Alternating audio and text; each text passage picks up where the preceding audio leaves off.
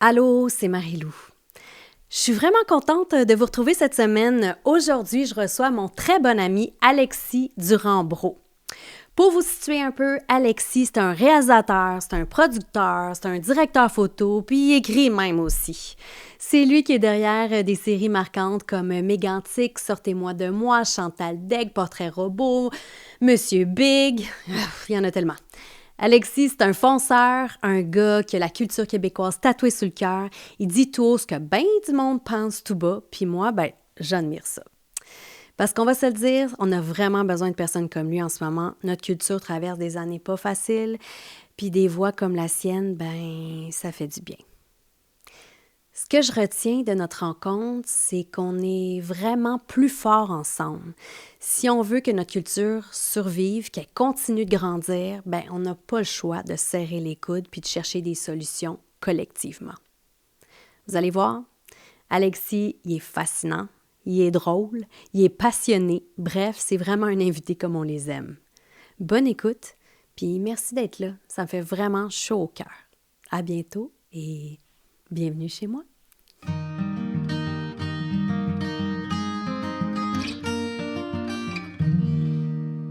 Alexis Durand-Brault, oui. Bienvenue chez moi. Salut. C'est la première fois que tu viens chez nous. Je peux pas croire. C'est vrai.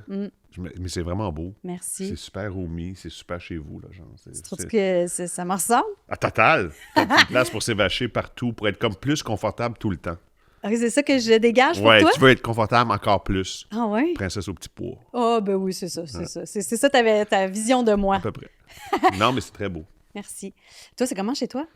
Tu m'as jamais invité? J'invite personne chez nous. On est super sauvages. Mais c'est dur d'inviter le monde chez eux, tu trouves pas? Ben Ils rentrent oui. dans ta bulle, puis là, Je sais. tu te sens jugé, puis Je sais. je t'ai trouvé bien courageuse quand Ben moi tu aussi, faisais je me ça. trouve courageuse. Ouais, fais ça pour vrai. Moi, je suis super mal à l'aise. C'est gêné de recevoir le monde chez nous. Pourtant, c'est super beau, mais ça me gêne. Surtout qu'on sait à quel point tu es un grand cook. Ah, Seigneur, ça là. Ouais, moi et Sophie, on est des top guns. Oui, hein? Top Vous êtes guns. des chefs Ouais, incroyables. incroyable. Tous les soirs. Tous les soirs. Ouais. Si je dis ça, c'est parce que tu es vraiment un adepte du restaurant Le Méac à Montréal et notre amitié est principalement là. Elle n'est pas née de là, mais maintenant, on se voit plusieurs fois par année, on soupe ensemble, Ouais. on s'aime, on échange, on parle, on est vraiment, Impossible, vraiment devenus des amis, des vrais amis, en fait. Oui. On n'est pas des connaissances. là. Non. Tu sais, Non. on se voit quand même souvent. Ouais. Fait que j'aime ça. On a Ben une oui. belle amitié. J'aime ça, aller manger avec toi au bar du Leméac. En plus, aussi. ça fait rire Jojoun, là, notre serveur Joël. On le salue s'il On le nous salue. écoute. Ben oui, parce qu'on potine, on échange, on parle du Ouais. milieu. Puis toi, t'es quelqu'un qui m'inspire énormément.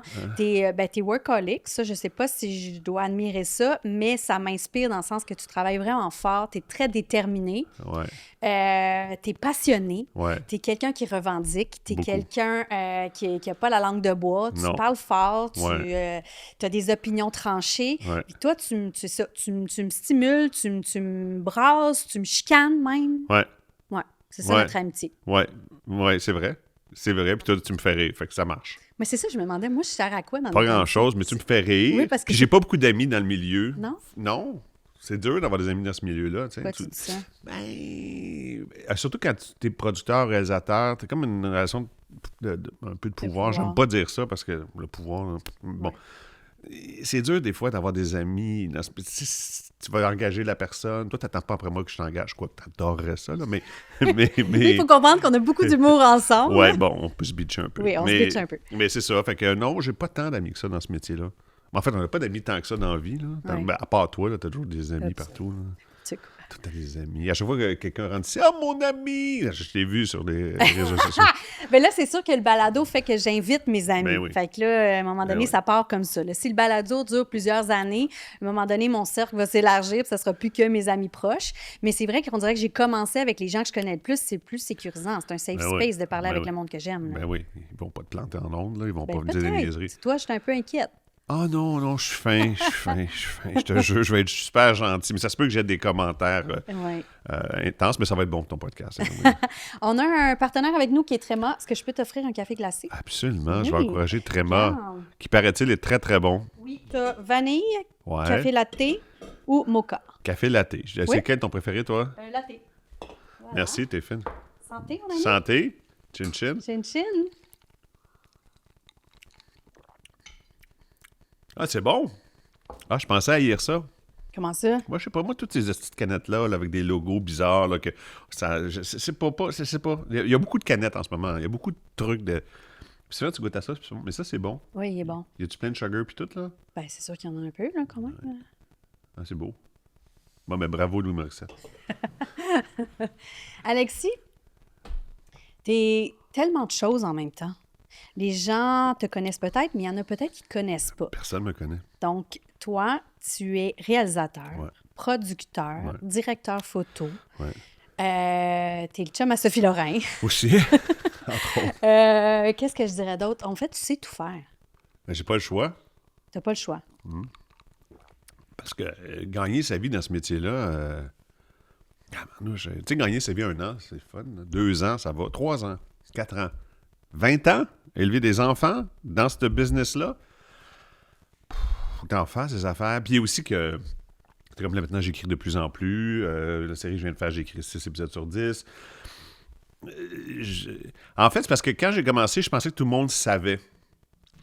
Moi, je pensais que les autres le savaient.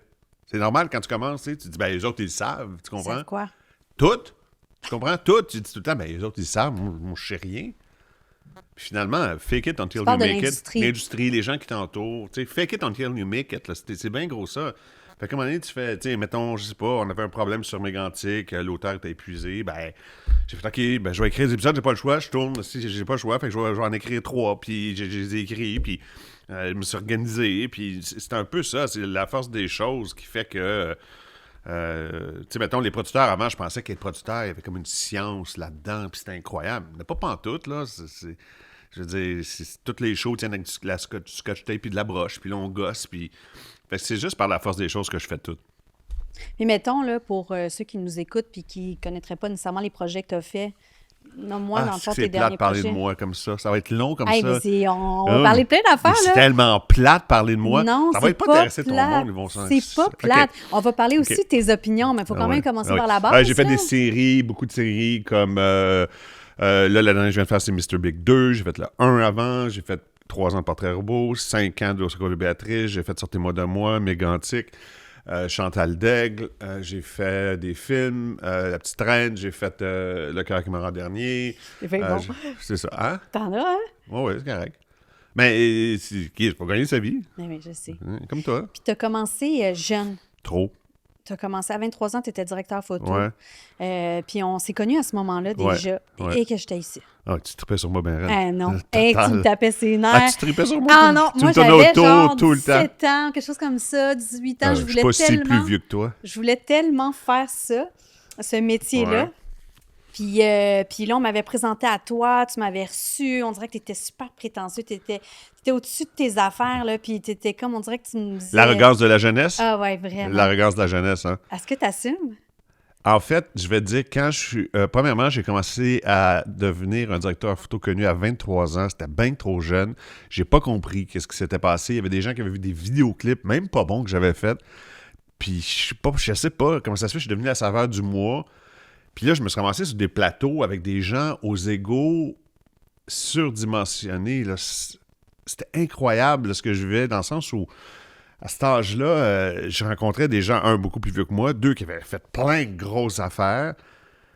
Puis là, je me ramassais, ils m'impressionnaient tellement qu'il a fallu que je me fasse une carapace parce que puis les gens étaient durs, puis ça bitchait. Puis... Mais c'était un autre monde aussi. Tu sais, mettons, il y a 23, 24 ans, là, 25 ans, le milieu, c'était un autre. Tu sais, moi, j'ai vu Jean-Claude Lauzon sur des plateaux, là. Tough, là. Tough de chez Tough. J'ai vu des... Tough dans quel sens? Ben, les gens étaient durs. Dur comment? Ça gueulait, c'était très... C'était aussi très macho, c'était très... je suis meilleur que toi. Il y avait beaucoup de tu sais, mettons, je sais pas, Jean-Claude Lauzon ou je vais nommer des noms, Christian Duguay, qui à l'époque était comme big au Québec. C'était tous vraiment des stars. Les gars rentraient dans des meetings, des lunettes fumées. Moi, j'avais... Tu sais, les premières fois où j'ai vu des gros meetings en publicité, mettons, avec des gros réalisateurs, puis moi, j'étais jeune directeur photo, puis ils m'appelaient pour faire la... Premièrement, j'avais vraiment pas le métier pour faire ça, je connaissais rien. Puis deux, j'étais pas prêt à affronter. Fait que j'ai développé vite une carapace parce que moi, à la base, je me sens comme de la merde. Je me sens pas super intelligent, pas super beau, pas super... Fait que j'ai comme développé... Ouais, je sais. étonnant. Fait que t'as comme développé une carapace Ouais. pour Mais parce qu'à cacher l'époque, ça. c'était trop tough. Le monde était tough à l'époque. Maintenant, c'est plus chill, mais... Fait que c'est comme si ces gens-là, leur attitude t'a inspiré. T'as dit, OK, pour réussir dans ce milieu-là, il faut que je sois de même. Pour fronter, parce que sinon, Front. les gens étaient... ils étaient tough, là. C'était vraiment un autre monde. Là. C'était vraiment un autre monde. Tu sais, je veux dire, le bullying, dans ce temps-là, ça n'existait pas. Tu sais, mettons, moi, je suis allé tourner à 26 ans en Tchécoslovaquie avec Christian Duguay pendant presque un an. J'étais son Second Unit Director sur Joan of Arc, une grosse série de CBS, avec plein de grosses stars. Puis avec plein de producteurs américains, je parlais à peine anglais. Puis là, je me ramasse en plein milieu de la forêt tchèque avec ça. Puis Christian, je pense qu'il m'engueulait à tous les jours. À tous les jours. Pour plein d'affaires. Puis sais-tu quoi? Il avait raison. Il avait raison. Il m'a donné de la merde pour plein de raisons. Tu sais, moi, je me souviens, j'étais dans l'auto, puis il était assis en avant, puis il me dit en anglais, Alexis, do you watch dailies? Puis là, j'ai juste répondu, yeah. Don't fucking yeah me! Don't fucking do it! J'étais comme, oh my God. Je comprends ce qu'il veut dire. Il voulait dire, réponds-moi oui ou non, pas yeah, je m'en fous, tu sais. Mm-hmm. Mais c'est comme... mais donc, c'est ça. Fait que le milieu était différent, le milieu était tough, puis moi, j'étais le plus jeune. Tu sais, parce que moi, je suis comme à peu près, mettons, 15 ans, 14 ans plus jeune que Denis Villeneuve ou que Jean-Marc Vallée, mettons, là. Qui était comme tout en avant de moi, ou Pods, qui était en avant de moi. Pods était super pas fin avec moi, là. Il me bitchait tout le temps, là. Il était super pas fin. Probablement par insécurité, parce que j'étais un jeune, puis il disait, tu vas-tu prendre ma place? Je le sais pas, mais il était pas fin. Je m'en fous si c'est tendon, là, je peux le dire. Mais toi, t'en es arrivé là comment? Tu sais, justement, si à 23 ans, tu étais un directeur photo qui avait des grosses gigs, c'est quoi ton parcours? Même, on dirait que je connais pas ton enfance. C'est quoi ton enfance? Tu viens d'où? T'étais dans les arts? Pas en tout, j'ai grandi à en fait, à Huntsic. Puis un jour, ma mère était nommée juge, puis on a déménagé à Outremont, parce qu'elle a fait un peu plus de sous. J'étais pourri à l'école. Vraiment pas bon. Ma mère était super découragée de moi. Mon père aussi, mais bon. J'ai des parents super aimants. J'ai une famille super gentille. Mais pas du tout dans le milieu des arts. Mon père est un homme d'affaires. Puis ma mère, c'est juge. Donc, non, j'avais rien. Je connaissais rien. Je sais pas quand... T'as-tu quelqu'un dans ta famille élargie qui faisait Ouais, j'ai un cinéma? oncle qui faisait de la direction photo, mais quand le temps que je grandisse, il faisait plus ça. OK. Fait que c'est pas lui qui t'a pas du inspiré, tout. mais Non. ton intérêt vient d'où? Je sais pas, mais j'ai toujours fait de la photo. J'ai toujours photographié le monde. J'ai toujours pris les caméras vidéo d'un party de famille. Je sais pas. J'ai aucune idée Tu d'où ça vient. faisais des petits films quand t'étais enfant? Oui, mais je me souviens OK. même, quatrième année à l'école, j'ai fait un film sur Jésus dans mon cours de je sais pas quoi, là, avec la super 8 de ma mère, dans le sol de l'église à côté de chez nous. C'était un travail, je sais pas, qu'il voulait faire un récit. J'avais filmé un... Je sais même pas pourquoi j'ai fait ça. Mais j'aimais les objets. Peut-être, comme j'ai toujours une caméra avec moi, j'aime l'objet aussi. C'est peut-être ça. L'objet me fascinait. Fait que ça vient peut-être de là. Je sais pas. Puis après ça, ben, quand j'étais à la Concordia, moi, Jean-François Asselin, puis deux autres gars, on avait parti d'une petite compagnie de vidéoclips. Puis on s'est mis à faire des clips. Mais comme on n'avait pas une scène pour engager un directeur photo, ben, je le faisais moi-même. Puis après ça, ben, tout a commencé là. Mais j'ai été très chanceux, mais en même temps, ça m'a coûté cher. C'est tout. Côté cher. Ben, émotivement, je trouve que j'ai pas eu de vingtaine. Pendant que mes amis étaient sur le party, moi, j'étais stressé. J'avais jamais fait ça. Puis je me disais à chaque fois, ils vont s'en apercevoir.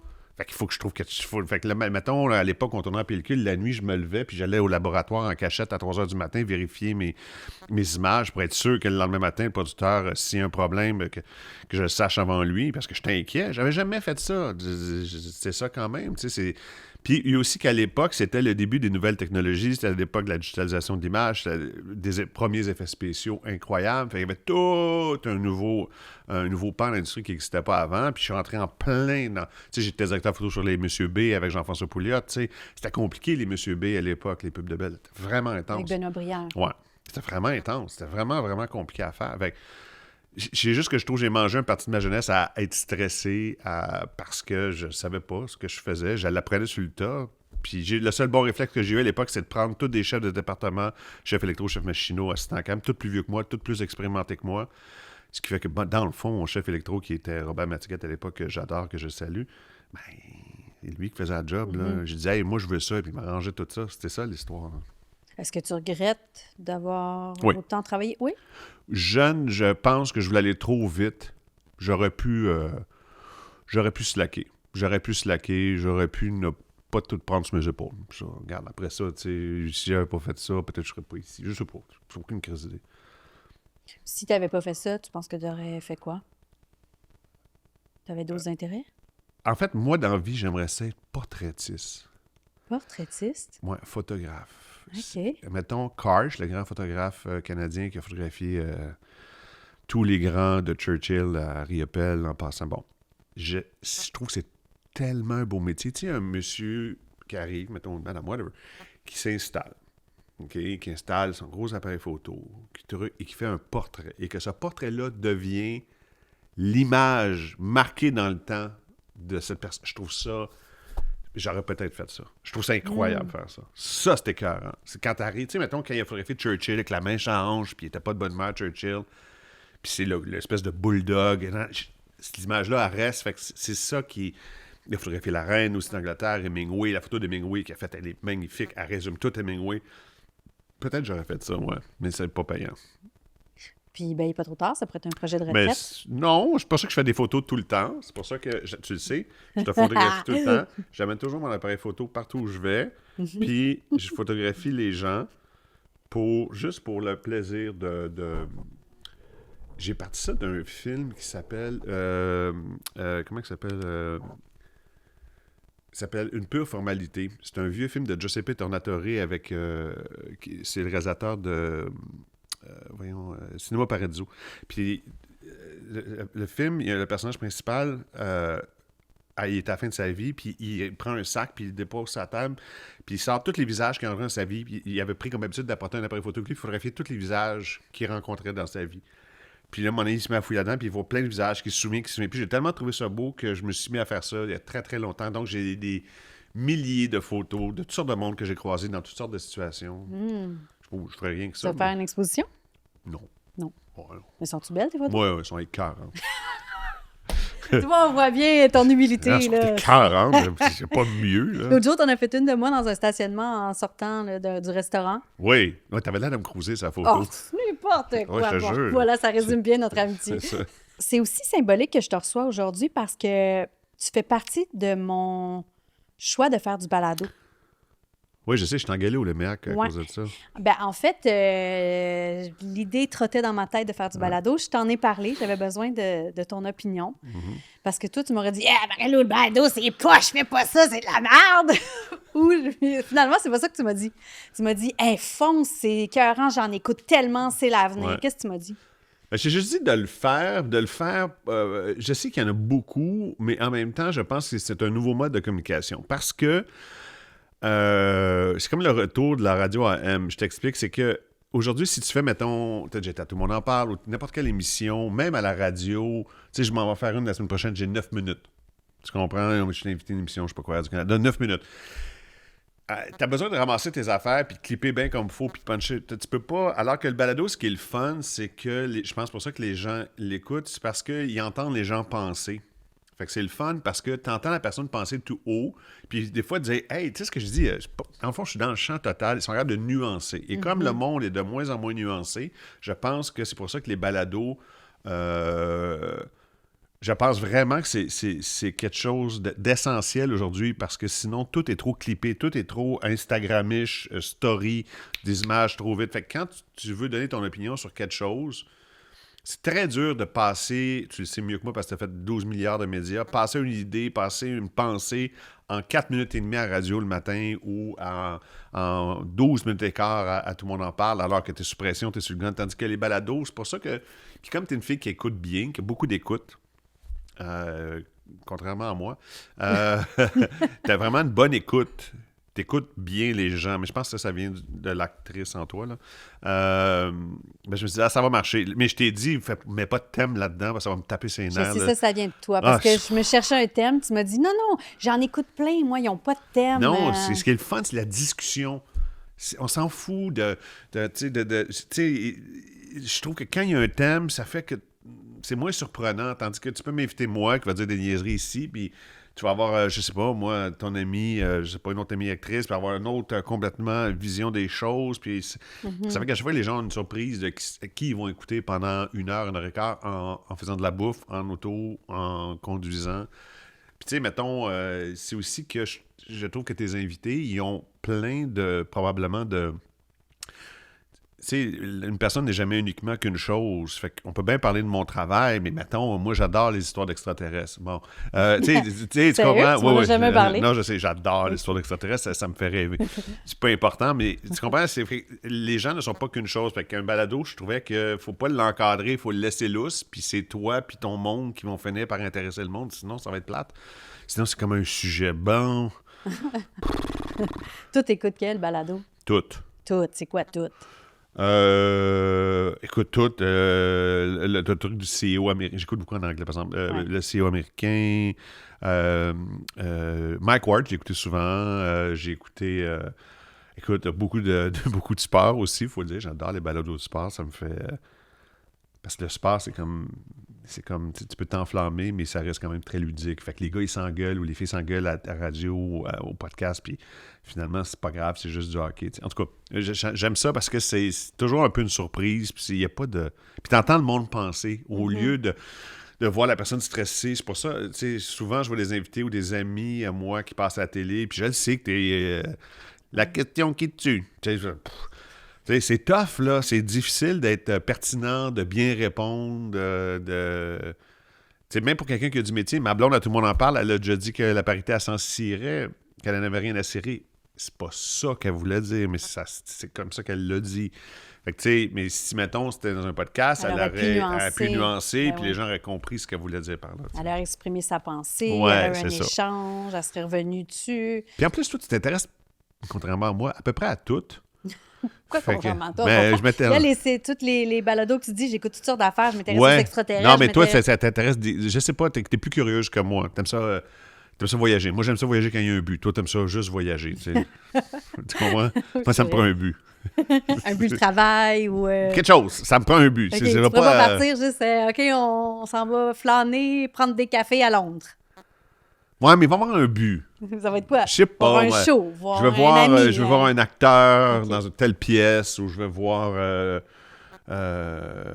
où je veux m'acheter une paire de souliers parce qu'à Rome, il y a un fabricant de souliers fait main qui me fascinait, que je voulais aller là pour ça. Anyway, j'aime les souliers aussi. Mais c'est ça. Tu vois, t'aimes plein de choses. Ouais, mais pas tant que toi t'es vraiment... Ça me fait rire.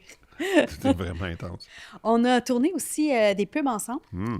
C'est là où notre amitié est vraiment... C'est là que tu as vraiment avoué ton kick sur moi. Oui, exact. En fait, on a tourné beaucoup, toute la campagne Chevrolet des premières années. Ouais. C'est toi qui as réalisé toutes les pubs. Ouais. Puis là, on s'est liés d'amitié. Puis tu es très drôle quand tu diriges parce que tu as beaucoup d'humour. Puis tu m'appelais Wolf. « Hey, Wolf! Ah ouais, elle recommence, Wolf! T'es bien poche, Wolf! Ah ouais! » Puis moi, j'ai cet humour-là. Ça me dérange pas, ça me brusque pas. Puis je trouve ça drôle. Fait que... c'est parce que c'est aussi que dans un contexte publicitaire, ça peut facilement devenir super lourd. Maintenant, je suis plus capable d'en faire de la pub. Avant, j'étais capable. Non. On m'a appelé d'ailleurs il y a 2 semaines. Parce qu'à la fin, j'étais trop anxieux. Ça me rendrait anxieux arriver sur le plateau. Comment ça, anxieux? Tu fais des séries, des films. Ouais, mais... C'est 30 secondes. Ouais, mais en fait, c'est le processus. Parce que moi, je suis quelqu'un qui aime prendre des décisions et qui aime que ça va vite. C'est pour ça que je tourne vite. J'ai pas... Et quand tu fais la publicité, c'est le processus qui compte. Donc, c'est la conciliation de tout le monde, des idées de tout le monde. Ça devient très lourd. Puis comme j'en ai fait vraiment longtemps, il y a un moment donné où j'étais juste plus capable de prendre cette pression-là. Quand on faisait les pubs de Chevrolet, c'est sûr que l'avantage d'avoir un porte-parole fort connu, c'est que, très machiavéliquement, si tu te lis d'amitié avec cette personne-là pendant que tu tournes, l'agence va un peu plus te sacrer patience. Ouais. Okay, complètement phony, toi puis moi. Oui, c'est stratégique. Exactement. Oh my God! Ouais. Fait que donc, c'est ça. Je sens que je t'ai invité au balado, là, on se dit. Tu viens d'apprendre, c'est ça, exactement. C'était complètement phony.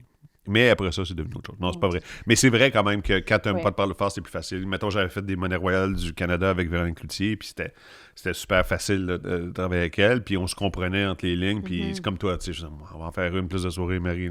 Puis tu dis, OK, c'est bon. Fait que c'est ça. Mais c'était le fun de faire ces pubs-là. C'était très agréable. C'était vraiment le fun. Il y avait beaucoup de sous. C'était le fun à faire. Tes inspirations en cinéma, as-tu des mentors, des gens qui t'ont inspiré? Oui. Moi, en fait, je suis un très mauvais public. J'aime pas beaucoup le cinéma et la télé. Tu sais, tu fais tout le temps chialer. Tu trouves tout le temps toute poche. Non, pas poche. Je m'ennuie. Et ça m'a pris du temps à comprendre pourquoi. OK. Moi, mon idole dans la vie, la personne que je trouve la plus incroyable au monde, que je suis jaloux de toutes, c'est Steven Spielberg. J'ai une fixation depuis je suis tout petit sur Steven Spielberg. Je pense... Bon, premièrement, Spielberg, est-ce que tu sais ce que ça veut dire en fait, en yiddish? Berg, c'est montagne. Mettons, Goldberg, c'est une montagne d'or. Mettons, Spielberg, c'est montagne de jouets. C'est ça que ça veut dire. Intéressant. Déjà là, je trouve que le nom est vraiment incroyable. Puis je regarde tout son parcours, il a toujours eu du plaisir. Mm-hmm. Et il a toujours été très, très, très story-oriented. Là où je m'ennuie, puis c'est pour ça que c'est quand j'aime pas les films ou les téléséries où c'est l'étude d'un personnage. Exemple, même si c'était super beau, Joker, je trouve ça plate pour broyer. Parce que le monsieur, c'est un trip d'acteur. Tu le vois devenir un peu fou, après beaucoup, beaucoup fou, après beaucoup, beaucoup fou, après ça, beaucoup, beaucoup, beaucoup, beaucoup fou. À un moment donné, tu fais OK, c'est correct, c'est un trip de réalisation, c'est très... Oui, c'est très, mais je me sens pas invité dans le party. Je regarde quelqu'un faire une performance. Je comprends. Alors que Spielberg, la façon dont il place toujours sa caméra, tu as toujours l'impression d'être au milieu. Tu n'es jamais à l'extérieur du truc. Donc, il n'est jamais témoin, il est toujours participant à l'histoire. Donc ça, pour moi, c'est une grande, grande inspiration parce que, en plus de ça, c'est quelqu'un qui a touché à peu près à tous les genres. Des fois, il a fait des bons films, des fois, il n'a pas fait des bons films. C'est pas grave, on s'en fout. Mais j'ai toujours senti son regard d'enfant sur les choses, puis c'est rare, ces réalisateurs-là. Tes films préférés de lui? E.T., évidemment. Ben oui, ton amour pour les extraterrestres vient de là. Oui, probablement. E.T., tous ces films, Schindler's List, The Post, Bridge of Spy, Indiana Jones. Tu sais, mettons Indiana Jones. Bon, ça a vieilli, là, mais c'est encore bon. Très bon storytelling. Très bon, ouais. C'est tellement bien réalisé. The Fableman, c'est incroyable ce film-là. Je trouve tellement bien réalisé, tellement... Puis... ce que j'aime avec ce réalisateur-là, c'est qu'on est toujours dans l'histoire. Je n'ai pas l'impression qu'il essaie de m'éduquer. Et ça, c'est moi, je suis plus capable d'aller au cinéma me faire éduquer. J'ai fait Concordia. J'ai vu pas mal tous les films de l'histoire, les films importants de l'histoire du cinéma. À Concordia, tu le sais, on en voyait au moins 1 ou 2 par jour. J'ai vu Abel Gance, j'ai vu toutes les... Mais il y a un moment donné où je suis tanné de me faire éduquer. Je suis tanné de me faire expliquer des choses. Je veux juste qu'on me raconte une histoire. Je veux pas... Le gros message, là, ça m'intéresse pas. Je veux pas le savoir, le gros message. Toi, tu veux du divertissement. Je veux rêver. Rêver. Je veux rêver, puis ça m'a pris vraiment du temps à accepter ça, que j'ai pas envie de... Mais en fait, même des films comme, mettons, Oliver Stone, quand il a fait JFK, qui m'a beaucoup marqué jeune, sur l'assassinat de Kennedy, ben c'était très divertissant, puis j'avais pas l'impression de... Oui, c'était sa vision de ça. Oui, on raconte des faits, mais c'était divertissant. Très divertissant, et ça me fait rentrer dans un monde que je connais pas, puis j'ai pas l'impression de me faire de la morale. Et je trouve qu'aujourd'hui, le cinéma est quand même très moraliste. Très, très, très moraliste, où chacun veut exprimer son point de vue sur la vie. Puis à la limite, je m'en crisse du point de vue du monde sur la vie. Ça m'intéresse pas de savoir ce que puis je ne vais pas nommer de nom, mais la vision des gens... Non, moi, ce qui m'intéresse, est-ce que pendant 1h30, 2 heures, j'ai été amené dans un univers que je connais pas, ou qui me surprend, ou qui me touche, ou qui me fait rire? C'est ça qui compte. La morale de l'histoire, laisse-la faire, là. Ça m'intéresse pas. Je trouve ça plate. J'aime pas ça, aller me faire éduquer au cinéma, puis j'aime pas ça qu'on... Puis aussi, je trouve que puis je vais parler au Québec, je trouve que souvent, les films, ben, c'est sûr que les drames... C'est très facile à faire. C'est beaucoup plus... Les gens ne les réalisent pas, mais faire une comédie, c'est vraiment tough. Oui, c'est bien plusieurs. Mais ça, le monde ne le comprenne pas. T'sais. Puis dans notre milieu, c'est très dénigré, mettons. Ouais, moi, je ne fais pas de comédie, là. J'en ai jamais fait, mais à part à la télé quand j'avais fait La Galère, mais sinon, j'ai pas vraiment fait de comédie. Ben, c'est la même chose aux États-Unis. Oui, sauf que ici, c'est le plus petit milieu. Une grosse comédie. Non, c'est impossible. C'est impossible. C'est toujours des drames, là. C'est impossible, oui. Mais c'est tellement plus dur à faire. Faire broyer du monde de dos avec du violon en silhouette, là. C'est assez facile. Ça fait-moi rire en pleine face ou, mettons, prends E.T., mets-le dans un jardin qui... E.T., ma blonde dit qu'elle a d'un petit pénis. Tu sais, qui marche comme ça, qui s'avance vers un enfant, puis que l'enfant croit vraiment que c'est un extraterrestre dans ses yeux, puis qu'il soit super touché, puis qu'il lève le doigt, puis cette magie-là, Ouais. vas-y, fais-la. Demain matin, go. Vas-y, là, dans le cours de nuit, avec un petit garçon, avec l'extraterrestre, qui est une marionnette, esti, un peu boboche, avec quelqu'un dedans probablement, qui... C'est dur de faire ça, là. C'est très, très dur. C'est pour ça que j'ai une admiration. Et il a toujours fait ses films promptement, Steven Spielberg. Il a toujours été très rapide sur ses tournages, parce qu'on dirait que sa vision est claire.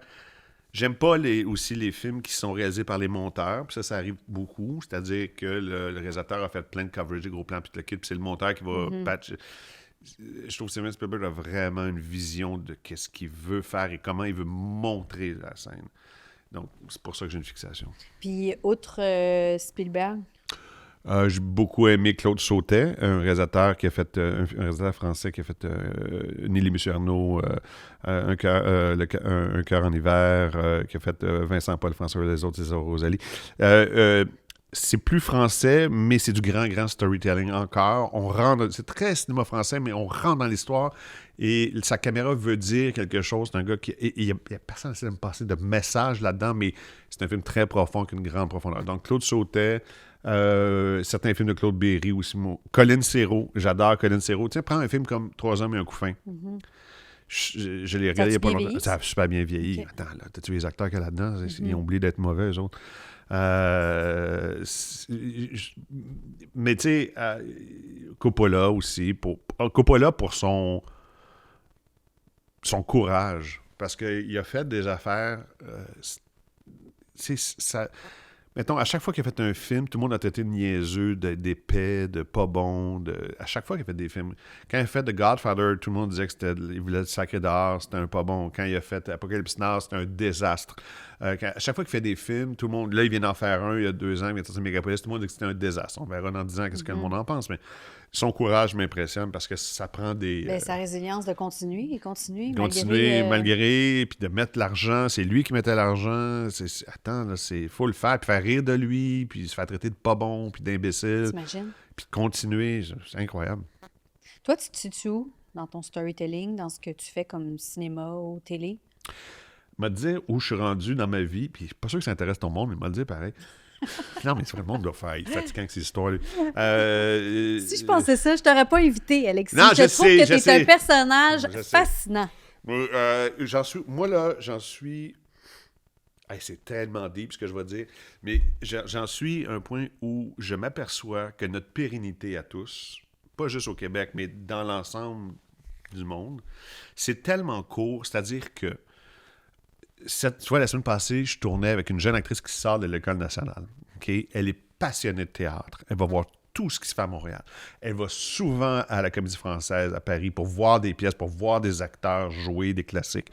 Elle va à Londres voir des pièces. Vraiment, tu sens qu'elle s'abreuve de ça. Et je suis en discussion avec elle et elle me parle de tel personnage dans une pièce. Puis je dis, Isabelle Adjani l'a déjà joué, c'était incroyable. Puis elle me regardait, elle dit, c'est qui Isabelle Adjani? Oh, OK. OK?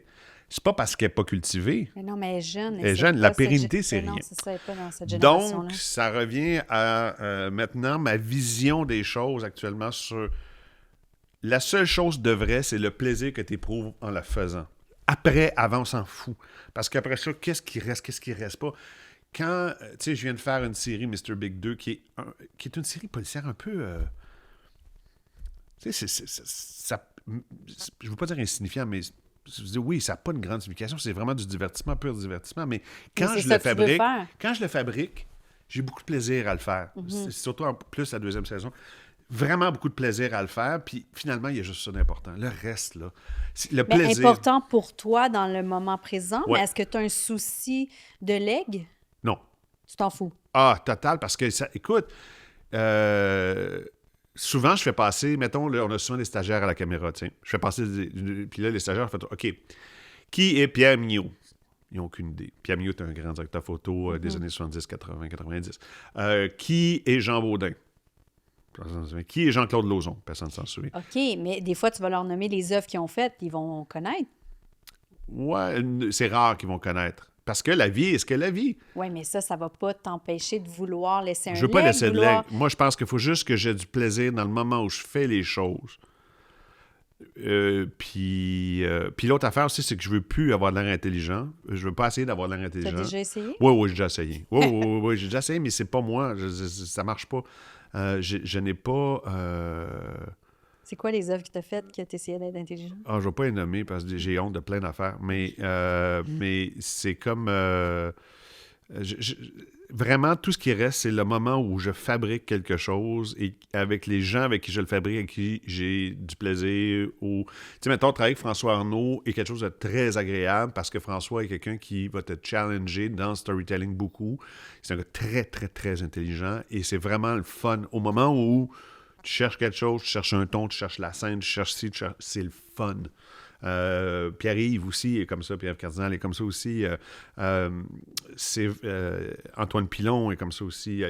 C'est vraiment, vraiment le fun à faire. Et le bottom line, c'est que je pense que c'est ça qui est le plus important. C'est le moment où tu le tournes, où tu essaies quelque chose avec d'autres mondes, cette espèce de rencontre-là créative. C'est ça qui est vraiment important. Après, c'est plus à toi. Puis après, ben... Tu sais, je te nomme, mettons, Un cœur en hiver, qui est un film magnifique de Claude Sautet avec Emmanuel Béard. Personne n'a vu ça maintenant. Là. Personne ne sait même que ça existe. Puis ça fait pas longtemps, là, ça fait 25 ans. Fait que c'est dans ce sens-là où je pense que ça n'a pas... Je pense, tu sais, Jean-Claude Lauzon est allé 2 fois à la Palme d'Or. 2 fois. 2 fois, il s'est rendu à la finale, là, puis tout le monde pensait qu'elle allait gagner, puis c'était big à l'époque, Jean-Claude Lauzon. Personne ne voit ses films aujourd'hui, là. Personne. À part quelques cinéphiles très pointus. Non! C'est pas déprimant parce que ça replace les choses aux bonnes places et ça donne beaucoup plus d'importance au présent. Quand je te dis que ça t'enlève de la pression. Mais c'est parce que le présent fait que... Tu sais, un peu comme Robert Lepage, à un moment donné, je l'avais vu, puis il me dit, tu sais, dis-moi, quand j'approche quelque chose, je regarde ça comme une roche, puis je dis, OK, qu'est-ce que je peux faire avec la roche? Mais si tu cultives quelque chose dans la roche, mais je ne sais pas que ça va... Ça, c'est la vraie affaire. Le reste, c'est tout du blabla. Puis si... je trouve que... j'aime les festivals de cinéma parce que tu peux voir plein de films différents. Mm-hmm. Mais toute la remise des prix, c'est ridicule. Whatever. Je veux dire, ça n'a pas d'importance, ça n'a pas de valeur. Vous êtes retiré des Gémeaux, oui, entre autres. Sophie? Ben, ça, c'est pas ça. Oui. Mais aussi parce que je pense que c'est la réunion des gens qui est intéressante, la diversité des choses que tu peux voir dans un festival qui est intéressant. Tu sais, par exemple, Apocalypse Now a gagné meilleur film, Palme d'Or à Cannes. Qui était le film qui a gagné C'est quoi avec lui? Personne ne s'en souvient. C'est Le Tombeau, mais personne ne s'en souvient. C'est très éphémère, toutes ces choses-là. Tu comprends? C'est vraiment, vraiment éphémère. Et donc, il ne faut pas essayer de décider ce que les gens vont penser de nous. Il faut juste que le moment où tu fabriques quelque chose avec le monde que tu apprécies ou que tu respectes, ou qui te challenge, whatever, mais que ça t'amène à quelque chose, puis que le moment où tu le fais, c'est le fun à faire, ça. J'ai du fun. Tu dis ça, mais tu sais, quand on lit des biographies des grands, là, les films, justement, ceux qu'on se souvient, rares sont ceux qui ont été faits dans le bonheur. C'est souvent des catastrophes, ça a mal été, il faut qu'il recommence, ça a été mal apprécié. C'était souvent des moments durs. Même que moi, des fois, ça me challengeait en lisant les bios. Pas Spielberg. Paul Spielberg, t'as raison. Non, pas Spielberg. Tu fais, faut-tu que ça soit tout le temps dans la controverse et dans la tumulte pour que ça soit bon? Si tu vas avoir l'intelligence, ça va finir comme ça. Ouais. Si tu vas avoir l'intelligence. Le plus grand, tu sais, mettons Clint Eastwood, qui a fait plein de grands films. Il ne se prend pas pour un autre.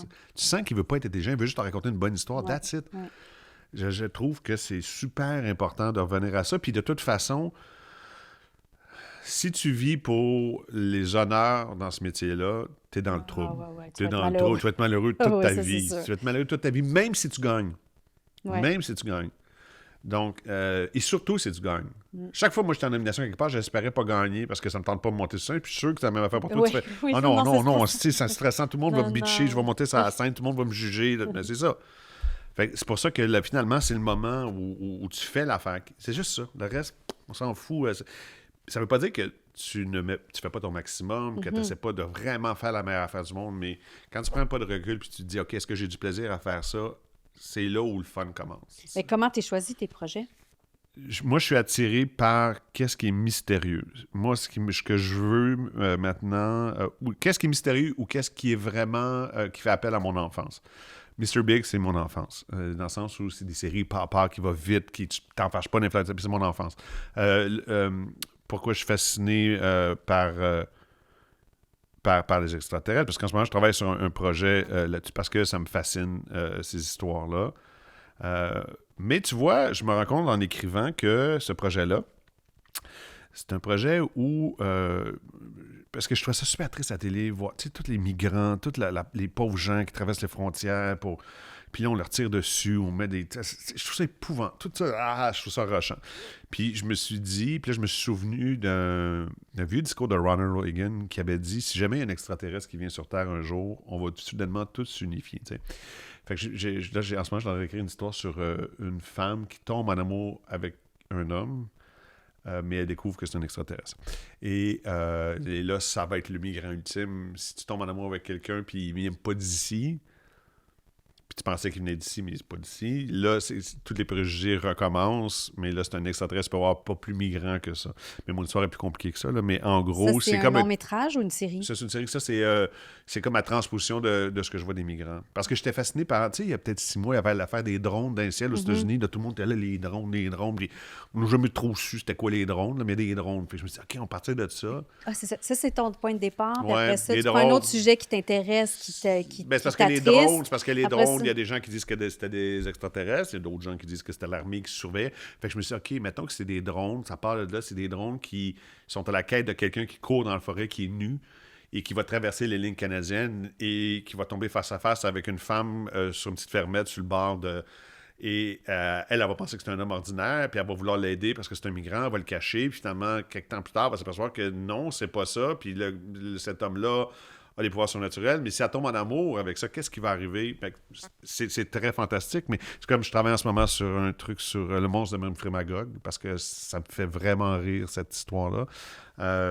J'ai choisi mes projets s'il y a quelque chose qui chatouille l'inconscient collectif, quelque chose que tout le... Tu sais, comme Memphrey Magog, tout le monde a entendu parler de ça. Tu sais, puis si je réussis à faire des liens avec l'inconscient collectif, ça va faire que ça va fonctionner. Spielberg fait ça.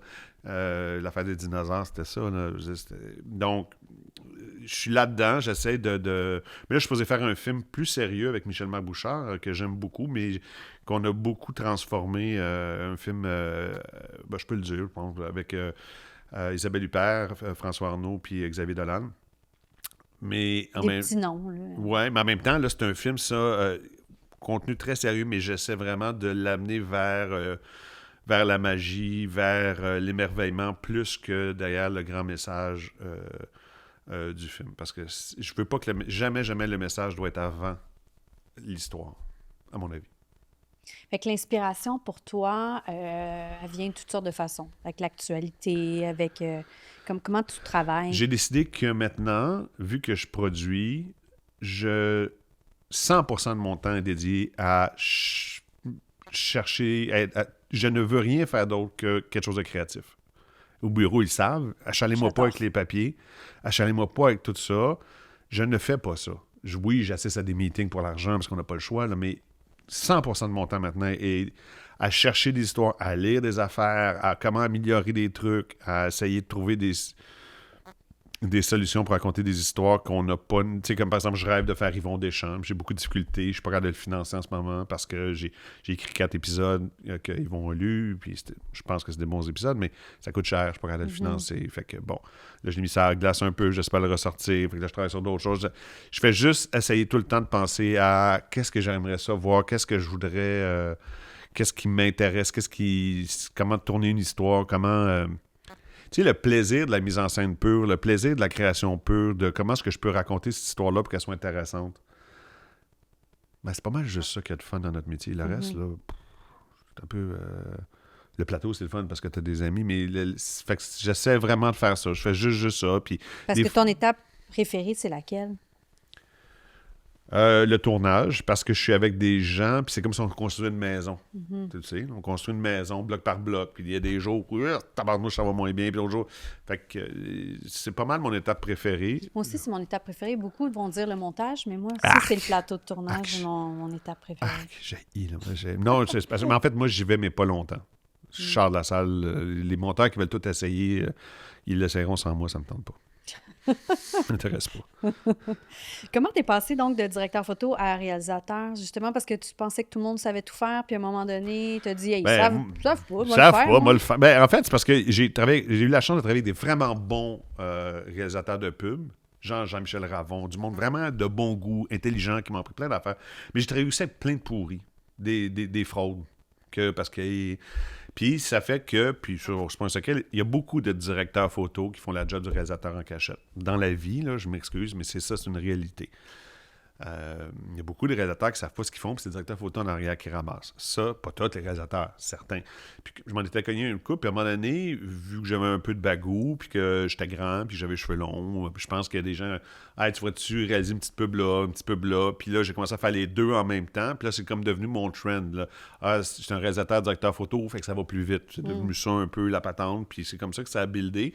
Puis j'ai super beaucoup travaillé fort, puis j'ai angoissé bien raide, puis j'étais stressé tout le temps, puis... Et on est arrivé à une époque où la rapidité était valorisée, puis toi, tu es quelqu'un qui, faisant la réalisation et la direction photo, tu gérais bien ton temps, tu es quelqu'un de rapide. Ouais. J'imagine que ça a Ben, été valorisé aussi. oui, ça a été beaucoup valorisé, probablement aussi parce que j'étais plus jeune et j'étais moins cher aussi, il ne faut pas se le cacher. Maintenant, on n'en parlera pas. Là. C'est ça, maintenant, on n'en parle plus, mais même à l'époque, ça commençait. Donc, je pense que c'est ça. Puis c'est... Tu sais, Jacques Brel disait avoir du talent, c'est avoir envie de faire quelque chose. Puis je pense qu'il a raison. Tu sais, moi, j'avais envie de comprendre des affaires, j'ai envie de faire des belles images, j'avais envie de... Fait que j'apprenais beaucoup, très, très rapidement. J'essayais... Tu sais, moi, à l'époque, mettons, quand je rentrais à la Fabrique d'images, là, qui était une grande société à l'époque, puis c'était bien chic, tu t'en souviens, là, c'était bien... bon... Souvent, j'avais rien à faire là, quand j'ai commencé. J'y allais juste pour... Puis là, tout le monde pensait que je venais pour un meeting, mais j'en avais pas de meeting, mais comme c'était un gros bureau, tout le monde me disait « Ah, ben il doit être là pour un meeting. » Puis là, je jasais avec un genre. Des fois, je passais la journée à jaser avec quelqu'un, puis il savait pas que j'avais rien à faire là, cette journée-là. même, il y a un réalisateur qui m'a dit « Là, il m'a donné un truc pour avoir l'air important. » À l'époque, on avait des pagettes. Hein. Oui. Fait que, il dit « Tu pages quelqu'un, un de tes amis, tu lui donnes le numéro de la fabrique, puis là, il va appeler à la fabrique, puis là, sur l'intercom, ça va être Alexis Intercom 101, Alexis Intercom 101. Tu vas avoir l'air occupé, fait que tu décroches. Le restant me fait, tu fais ça, toi? Je dis, mais oui, franchement, c'est sûr que je fais ça. Je trouvais ça écœurant. L'as-tu fait? Moi, je l'ai fait plein de fois. C'était écœurant. J'appelais un peu du monde, des amis, n'importe qui. Qui je pourrais appeler? Fait que tu comprends? Puis, fait que c'est ça. C'est comme ça que j'ai fait. C'est comme ça que c'est devenu important. Ça, c'est l'époque où je t'avais croisé, où tu étais déjà prétentieux. Là. J'étais pas prétentieux, j'étais anxieux. Si j'ai peur, je me sens comme de la merde tout le temps. Il y a juste toi qui n'as pas compris ça. C'est tellement pas ça que tu dégages. Mais non, je le sais, j'ai une gueule de fraîchier, je suis à bout de ma gueule, j'ai une gueule de fraîchier, d'arrogant. Des fois, je rentre quelque part, là, je suis gêné, je fais « Oh mon Dieu, qu'est-ce qu'ils vont penser de moi? » Ben voyons Je suis donc. grand, j'ai une grosse voix, j'ai beaucoup de cheveux, j'ai comme une gueule qui a toujours l'air un peu de même.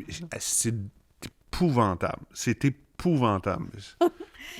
À quel moment, là, dans ton parcours, à un moment donné, tu t'es dit, OK, là, j'ai plus envie d'être à la merci des autres, je vais créer ma boîte. Parce que là, tu as créé une boîte avec ta blonde, Sophie Lorrain, qui s'appelle Also, puis vous produisez vos projets. Ouais.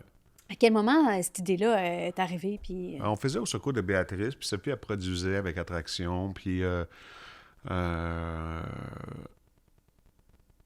comment dire ça sans blesser personne? On trouvait que on faisait toute la job, mais qu'on n'avait pas le mérite. Parce que... mais ça, là, tu tombes dans mes convictions à moi. Là, tu tombes dans mon côté revendicateur. Je pense que les artistes, en général, doivent se prendre en main et arrêter de confier leur destin à des gens qui n'ont que pour but que de faire de l'argent. Ça, tu me le dis presque à chacun de C'est nos ça. soupers. Tu me chicanes. Je trouve que les créateurs, interprètes, doivent prendre leur destin en main et cesser de confier leur avenir, leur compte en banque, leur salaire à des producteurs qui n'ont aucun autre but que de faire des sous. J'aime les producteurs quand, mettons, Lou Morissette, c'est un créateur. Il va au bat. Ça, moi, j'aime ça. J'aime pas les puis à un moment donné, j'étais comme, ben écoute, tant qu'à travailler pour quelqu'un, me casser le cul, il vient 3 fois sur le plateau, il est pas au courant de dans quel merdier on se trouve. Puis aussi que je voulais comprendre les budgets. J'étais tanné qu'on me dise des affaires, puis, tu sais, quand tu regardes nos shows, mettons, il y a beaucoup d'argent à l'écran. Pourquoi? Parce que je m'occupe avec Sophie du budget et on comprend comment faire arriver les choses pour donner plus. Il n'y a pas un réalisateur québécois qui a une Steadicam tous les jours sur son plateau. Moi, j'en ai une tous les jours. Pas plus d'argent, là, mais je m'organise. Donc, je trouve que les créateurs doivent prendre leur destin en main au plus sacrant et arrêter de tout donner à des incompétents. Je vais le dire, je trouve qu'il y a beaucoup d'incompétence. Vraiment beaucoup. Pas tout le monde. Il y en a des très bien, là. Pierre Évin, c'est pas un imbécile, là, par exemple. Mais il y a beaucoup de gens, encore plus à la télévision, qui font n'importe quoi. Puis qui sont pas sur le plateau, qui sont pas là, qui savent pas ce qui se passe. Ils calent une shot, puis ils s'en vont après. Puis là, tu le sais, t'es pogné avec ça.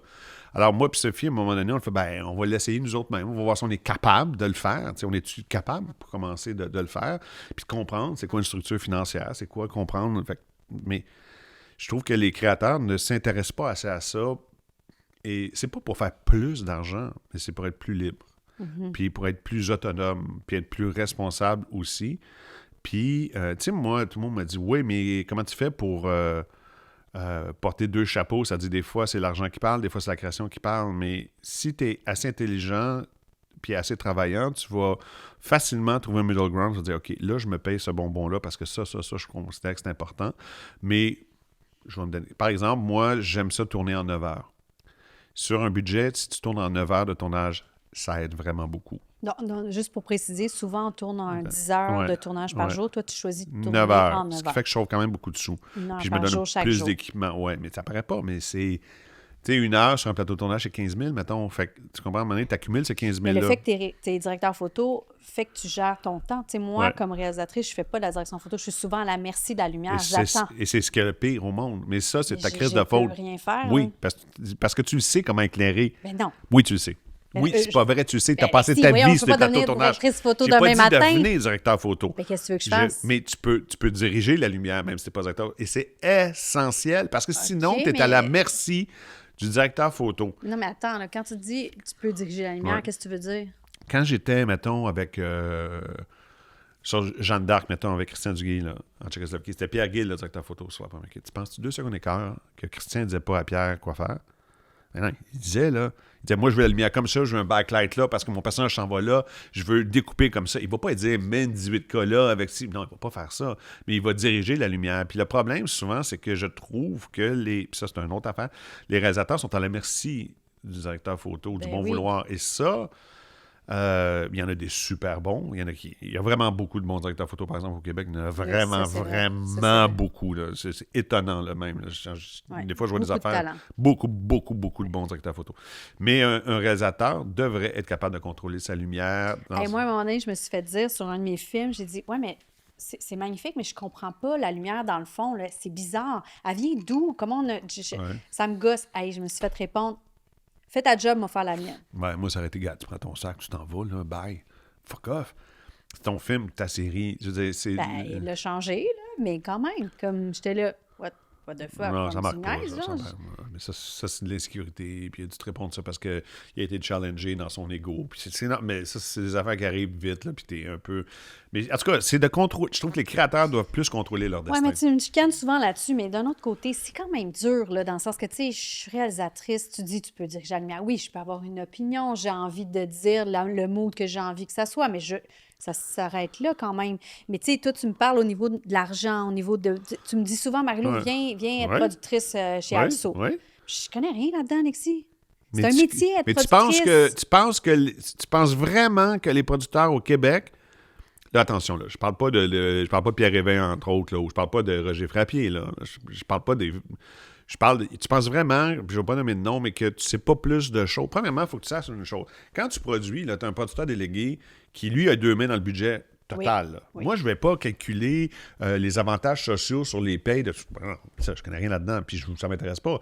Mais par exemple, les grandes lignes, tu vois, comme hier, je faisais un budget, c'est ça, puis j'avais ma productrice, Susanna, qui est une femme extraordinaire, puis qui, elle, fait le budget. Puis là, je suis OK, attends, t'as mis combien de jours de tournage? OK, puis là, si, ça. Puis là, je vérifie des cas, je vérifie. Puis là, je me dis, OK, pour fabriquer, mettons, le film, j'ai ça. Moi, j'ai besoin de tant d'argent, je pense, là. Je pense que j'ai besoin de tant d'argent, là. Ouais, ça, c'est trop de figurants. Coupe ça, parce que je vais m'organiser autrement. Ça, c'est pas une question de... Je suis pas comptable, là, je connais rien là-dedans, mais c'est juste que, premièrement, tu sais où est l'argent, puis tu sais quoi faire pour... t'aider dans ton projet. Sinon, tu es tributaire de qu'est-ce qu'on va te dire. Et pourtant, on est quand même le réalisateur, celui qui trouve les solutions quand il n'y a pas d'argent. Tout le On dit coupe, Tout le temps. trouve des solutions. Trouve des solutions. Mais c'est parce que si tu vois pas le budget, si tu comprends pas où va l'argent, rien à faire. Tu peux bien jaser tant que tu veux, mais... Effectivement, parce que je sais pas combien coûte cette affaire-là ou cette affaire-là. Non. Fait que je peux bien, si je coupe pas la bonne affaire, je vais pas rien changer au budget. Là. Exactement. Fait que, et en même temps, je trouve que ça assainit beaucoup les relations parce que tu n'as pas l'impression... Parce que des fois, les producteurs, c'est pas qu'ils sont méchants, c'est qu'ils ont peur. Parce que je dirais pas, là, j'ai un 100 000 de backup là, mais je dirais pas parce que... Elle va le dépenser. Elle va le dépenser. Il y a aussi ça. Tu sais, des fois, c'est pas de la mauvaise foi ou de la... Des fois, c'est parce qu'ils sont inquiets. Mais si c'est toi qui signes la production, tu vas t'organiser que ta production soit en tout cas le moins possible dans le trou, puis tu vas aussi maximiser. C'est juste que cette responsabilité-là, aujourd'hui, je pense qu'elle est essentielle pour la survie du milieu. Si les créateurs ne se mêlent pas plus de leurs affaires, ils vont juste mourir. Et c'est simple comme ça. Il faut s'occuper de ces choses. Il faut essayer de comprendre les choses.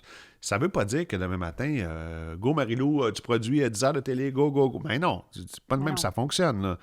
Mais je veux dire, moi, j'ai pas commencé comme tout ça, comme auditeur. J'étais associé avec d'autres mondes. Puis tranquillement, j'ai comme appris, puis j'ai comme regardé. Puis, tu sais, je veux dire, OK, 15 minutes de pénalité sur le lunch vaut beaucoup mieux que 15 de pénalité à la fin de la journée. Puis comment est-ce qu'on peut... C'est bon, plein d'affaires, tu sais. Donc, je trouve que les créateurs au Québec ne sont pas assez responsables de leur destin et ont souvent la mauvaise habitude de dire « oh, ben, moi, je connais rien là-dedans. Moi, je connais rien là-dedans, fait que je peux pas. » Ben, c'est bien plus dur d'être réalisateur qu'être producteur, ça, je peux te le dire. C'est bien plus dur de réaliser un film que de le produire. Parce que, tu le sais, quand tu réalises, tu es pris avec 840 000 problèmes à la seconde qu'il faut que tu règles. Tandis que quand tu produis, c'est pas si dur que ça. Il faut être responsable, il faut être à son affaire, mais c'est pas si sorcier que ça. Le métier que tu fais qui te stresse le plus, c'est celui de réalisateur? Celui qui m'ennuie le plus, c'est producteur. Ça m'ennuie. OK. Mais je le fais par obligation, puis parce que je veux pas que personne d'autre touche à mes affaires. Ça m'intéresse pas. Celui qui me stresse le plus... Il n'y a rien qui me stresse. Non, avec le temps, non, il n'y a rien qui me tellement stresse. d'expérience. J'haïs les premières, j'haïs les critiques. Je me lève encore à 2 h du matin de checker. Oui, parle-moi de ça. J'haïs ça. Tu vis pas bien avec la critique. Non, je déteste. Tu les lis? Oui. J'ai lu. L'affaire, c'est que... Il faut retenir une affaire. C'est que si tu crois quand ils disent que tu es bon, il va falloir que tu crois aussi quand ils disent que tu es mauvais, tu sais. Qu'est-ce que tu fais avec ça, tu sais? T'en as eu beaucoup, des mauvaises critiques? J'en ai eu, oui, j'en ai eu, des méchantes, des gentilles, des méchantes, des gentilles. Quand t'en as eu, mettons, des méchantes, ça ciblait quoi, mettons? Ça ciblait, mettons, sa petite reine Marc Cassivi, qui d'ailleurs, après ça, dans une émission de télé, m'a dit « J'ai vraiment aimé ça, ce film-là, c'était vraiment bon, les scènes de vélo. » J'ai dit « Ben, Chris, t'aurais dû l'écrire parce qu'il y a 10 ans, tu m'as planté en disant que mes scènes de vélo n'étaient pas très crédibles. » Je veux dire... donc, c'est ça. Puis, il y a aussi que le défaut aussi que j'ai, moi, c'est que comme je suis un peu partout, je suis nulle part. Il y a des gens qui ne font que du cinéma. T'sais, mettons Stéphane Lafleur, qui est un bon réalisateur de films, ben, il ne fait que ça. Donc, il est comme dans son milieu. Moi, je suis pas dans le milieu du cinéma. Je suis pas dans le milieu de la... Puis, je suis pas directeur photo non plus. Non, parce que je me tiens pas de... Je suis directeur photo, mais... mais le monde va dire « Ouais, mais il est aussi réalisateur. » Puis les réalisateurs vont dire « Ouais, mais c'est un directeur photo. » Puis les réalisateurs vont dire « Ouais, mais lui, c'est un producteur. » Puis le producteur va dire « Ouais, mais lui, il se prend pour un producteur, mais c'est un réalisateur. » Fait que, tu comprends? Puis là, il écrit en plus. Ah bon, il se prend pour un auteur. Fait que, tu sais, les auteurs vont dire « Mais non, c'est un réalisateur, c'est pas un auteur. » Fait que je suis comme pas nulle part. Toi, tu te sens jugé par tes pairs? Total. Ah ouais? Total, tout le temps. De quelle façon? C'est une impression que tu as ou tu te fais juger par tes pairs? Il y a des gens qui ont été super méchants avec moi dans le passé. Là, on parle que des journalistes non, ou de... du milieu, surtout le milieu. Les journalistes n'ont pas été méchants, vraiment. Okay. Non, des fois, il y a eu des critiques plates, puis des affaires que des fois, il y avait raison. Mais non, c'est plus le milieu est tough. Le milieu est tough, il y a beaucoup de jalousie. Puis tu le sais, des fois, tu te fais dire des affaires super méchantes. Tu fais même, pourquoi tu... Tu sais, comme, je ne vais pas nommer de nom, mais à un moment donné, quand j'ai fait le Cœur qui m'a dernier, j'étais au cinéma, puis j'étais à la salle de bain, puis je sors, je me laver les mains, puis un réalisateur très connu, plus jeune que moi, mais assez connu, qui vient me voir, puis il me dit « Tu veux-tu que je dise ce que je pense de ton film? » Puis là, je suis en train de me laver les mains, je dis « Non, pas tant. » « Non, ça me tente pas tant, là. » Il dit « Ben, je vais te le dire pareil. » Puis là, il y a eu des bonnes bombes, là, mais j'étais comme, mais pourquoi tu sens le besoin de venir me... Je suis en train de me laver les mains, là, je viens de faire pipi, peux-tu comme avoir la crise de paix, là, tu sais?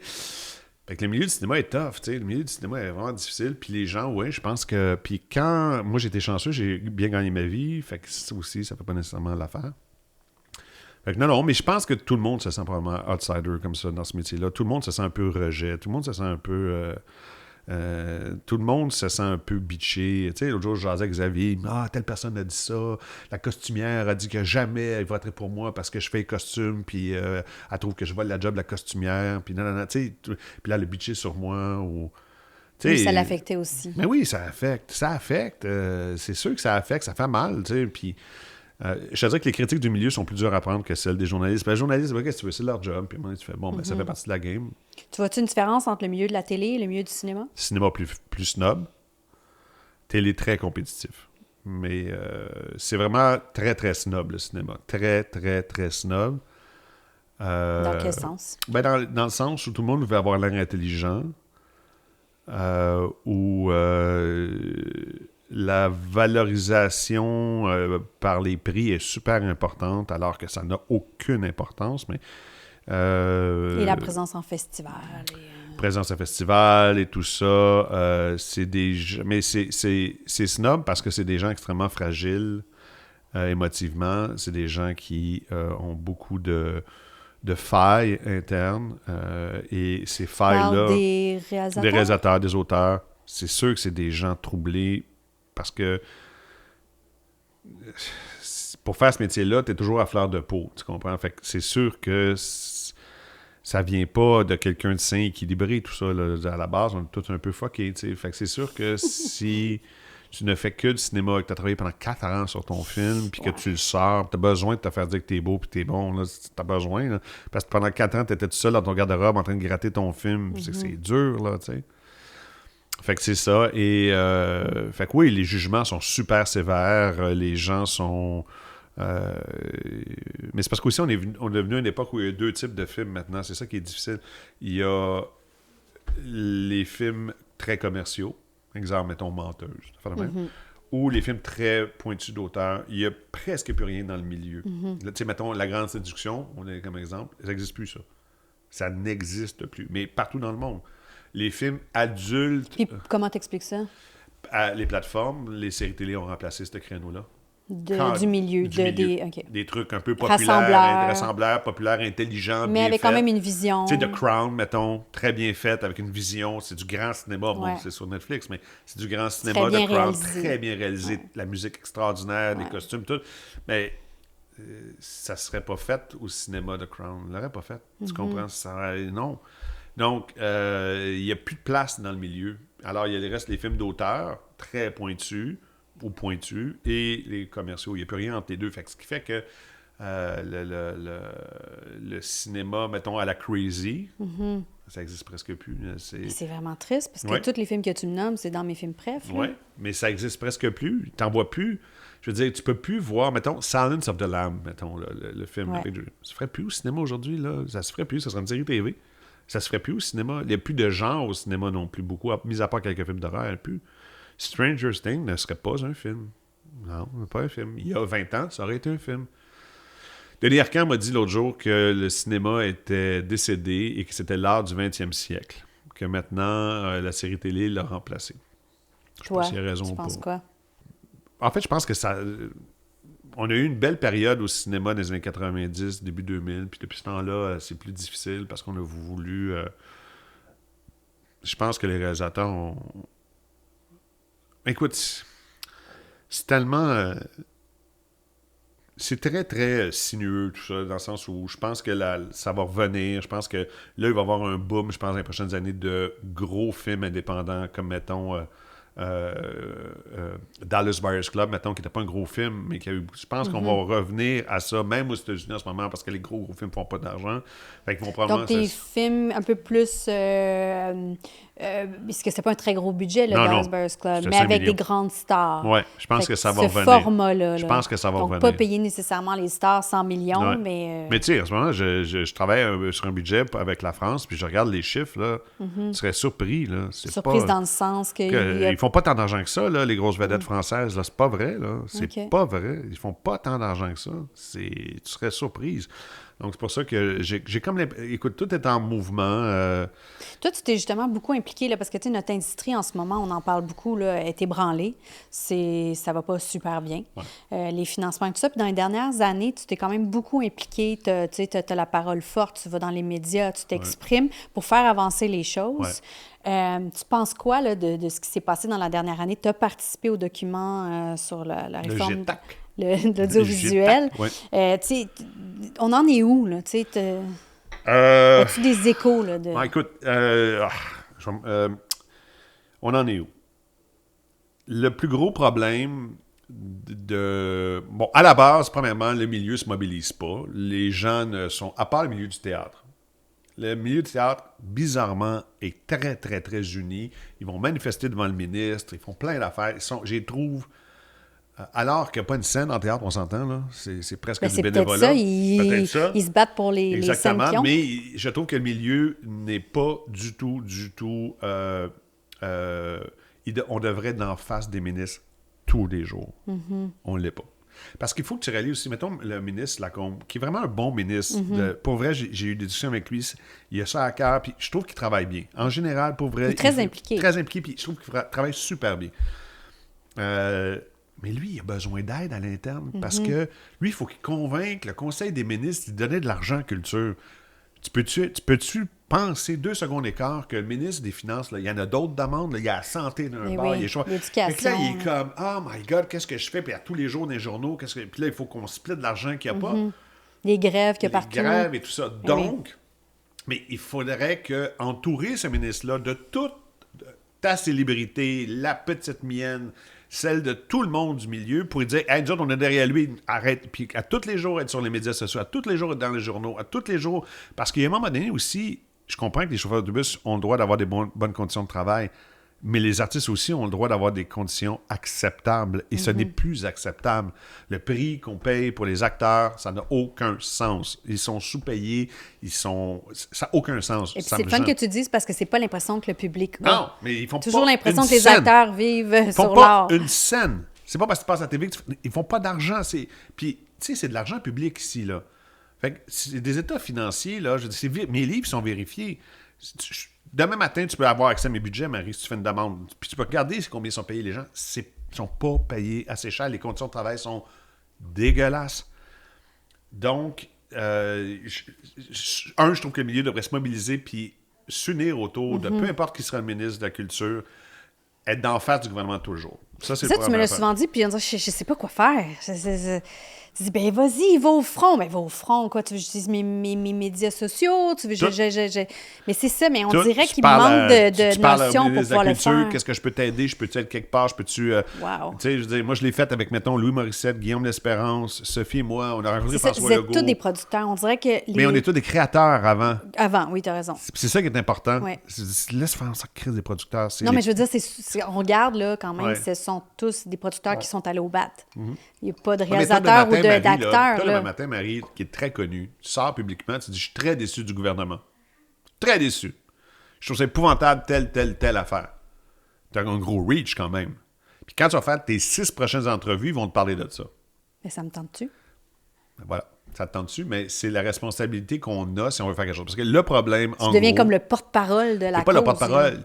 Non, parce que je le suis au plus. Puis cette semaine, Ben c'est Charles oui, Lafortune qui était dans le... Oui, mais c'est ça, vous y allez quand même à tour de rôle, mais quand même, tu vas à l'émission dans les médias, tu vas défendre, tu es invité pour ça, pour tes prises de position, Ouais, pour faire avancer les choses. Oui, tu deviens quelque part un genre de porte-étendard de la cause. C'est pas si dur que ça, parce que tu y crois-tu, toi?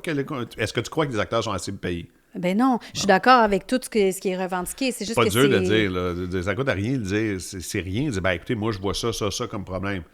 Exemple, là, en ce moment, le provincial, je pense que ils vont peut-être arriver à faire quelque chose. Okay? J'ai l'impression. Mais le plus gros problème de la culture francophone, c'est le fédéral. Le fédéral, en ce moment, le ministère du patrimoine, là, il s'en torche. de nous. Pourquoi? Parce qu'ils n'ont absolument aucune pression. Ils n'ont pas de pression de nous autres. Ils sont... Puis là, je ne veux pas embarquer dans des histoires de souveraineté, tout ça, là, vraiment pas. Mais, je veux dire, si on veut subsister au Québec, il va falloir faire sans le fédéral pour la culture. Parce que le fédéral ne sont pas là du tout. Et là, le modèle qui est présenté, est-ce qu'il est construit de cette façon-là? Ben, il y a plusieurs options. Il y a plusieurs... oui, la souveraineté culturelle, là, pour moi, c'est une priorité. Ouais. Puis dans le rapport, c'est une priorité. Dans le sens... Puis ça coûte pas tant d'argent que ça. C'est ça qui est étonnant. Quand tu commences à chiffrer les affaires, on ne reçoit pas tant d'argent que ça. Si tu enlèves Radio-Canada, là, on ne reçoit pas d'argent vraiment. C'est pas... Tu sais, Sodec a 4 fois plus d'argent que Téléfilm Canada. C'est ça la réalité quand même, là. Fait que, il va falloir trouver une façon que tout ce que l'argent du fédéral soit considéré comme un nice to have dans un budget. C'est le fun. On a eu Téléfilm, good. Un peu comme ça. J'ai le fonds québécois, cool, mais c'est pas tributaire de je fais ou je fais pas le projet. Tu comprends? Il faut qu'on soit capable de financer nos affaires. Et ça se peut? Ici. Oh oui. Mais en même temps, il y a des affaires qui... Puis c'est pas de nécessairement mettre plus d'argent non plus. C'est ça l'affaire. C'est de faire des choix. Exemple. Je me suis fait haïr parce que moi, j'ai dit que Télé-Québec, ça suffit. Télé-Québec, moi, je pense que ça doit se terminer. Je parle de Télé-Québec, le diffuseur. Je pense que ça coûte 150 millions à peu près Télé-Québec par année. 150 millions qu'on met dans le tube. On fabrique un tube, là. Puis là, après ça, on met des émissions, pas d'argent dans ce tube-là. Parce que Télé-Québec est anémique. Ils n'ont pas les moyens de Radio-Canada, 1,3 milliard par année. Ils n'ont pas les moyens de... Fait que Télé-Québec fait ce qu'ils peuvent, mais entretenir la machine de Télé-Québec, ça coûte 150 millions par année. Moi, je fais non, on arrête tout ça. On arrête ça, parce que de toute façon, ça rejoint personne. Ils n'ont aucune force d'antenne et ils n'en auront pas. Et tes jeunes, Pourtant, ton jeune qui est en... shows. Oui, mais c'est là mon point. On va prendre ces 150 millions par année-là, on va faire de Télé-Québec juste une plateforme, et Télé-Québec va avoir comme mandat de prendre ces 150 millions-là, ou mettons qu'il reste 100, 120 millions, laisser faire la décision et de l'investir dans la production, et que, mettons, je fais un show à TVA, ou je fais un show à Bell, ou je fais un show à whatever, ben, je puisse avoir, un peu comme l'ONF à l'époque. L'ONF, à l'époque, tu avais ton Radio-Canada Association avec l'ONF. Mais là, tu aurais Radio-Canada Association avec Télé-Québec. Et que Télé-Québec soit un moteur où, mettons, c'est un projet qui est un peu plus risqué. À Télé-Québec, ils croient au bout, ils mettent la moitié du budget. OK, là, je commence à jaser. Là, tu viens libérer 150 millions pour le mettre dans les mains des créateurs et non pas dans le fonctionnariat. Je suis plus capable. Je suis plus capable de voir que la coordonnatrice qui travaille à Télé-Québec, elle vit de la télé alors qu'il y a plein de monde qui crève de faim. Là. Ça ne marche pas. Là. Les créateurs ne gagnent pas assez bien leur vie et il faut absolument libérer de l'argent. Donc, Télé-Québec, pour moi, je ne veux pas les tuer. Je veux juste changer. Ça ne donne rien qu'ils soient diffuseurs. Ça ne donne rien. Ils n'ont pas de force d'antenne. Leurs shows sont bons. Mais donne plus d'argent à leurs shows. Mets ça en ligne, sur une plateforme, sur YouTube, comme ton podcast en ce moment. Puis regarde comment ça va se passer. Puis là, tu viens de générer plus de contenu et parce que on ne peut pas compétitionner Netflix. Ça ne marchera pas. Par contre, sur la création, on est capable. On est vraiment capable. Mais tu vas pas, ton jeune qui est en haut, il ne va pas me faire croire qu'il va à Télé-Québec. Là. Jamais il ouvre, jamais. Mes enfants non plus. Mais si on met le contenu là où ils sont, là, on va peut-être les rejoindre. Donc, c'est des affaires comme ça qu'il faut faire. Est-ce que ça, ce que tu me parles là, c'est dans le document qui a été présenté? Oui. Oui. C'est dans les idées. Mais évidemment, les gens de Télé-Québec ne sont pas d'accord. Ben non, c'est ça. Ils ne voudront pas. Mais en même temps, puis c'est une valeur, parce qu'il y a plein de... Les gens de Télé-Québec, en général, ceux qui sont au contenu sont vraiment bons. Vraiment, vraiment bons.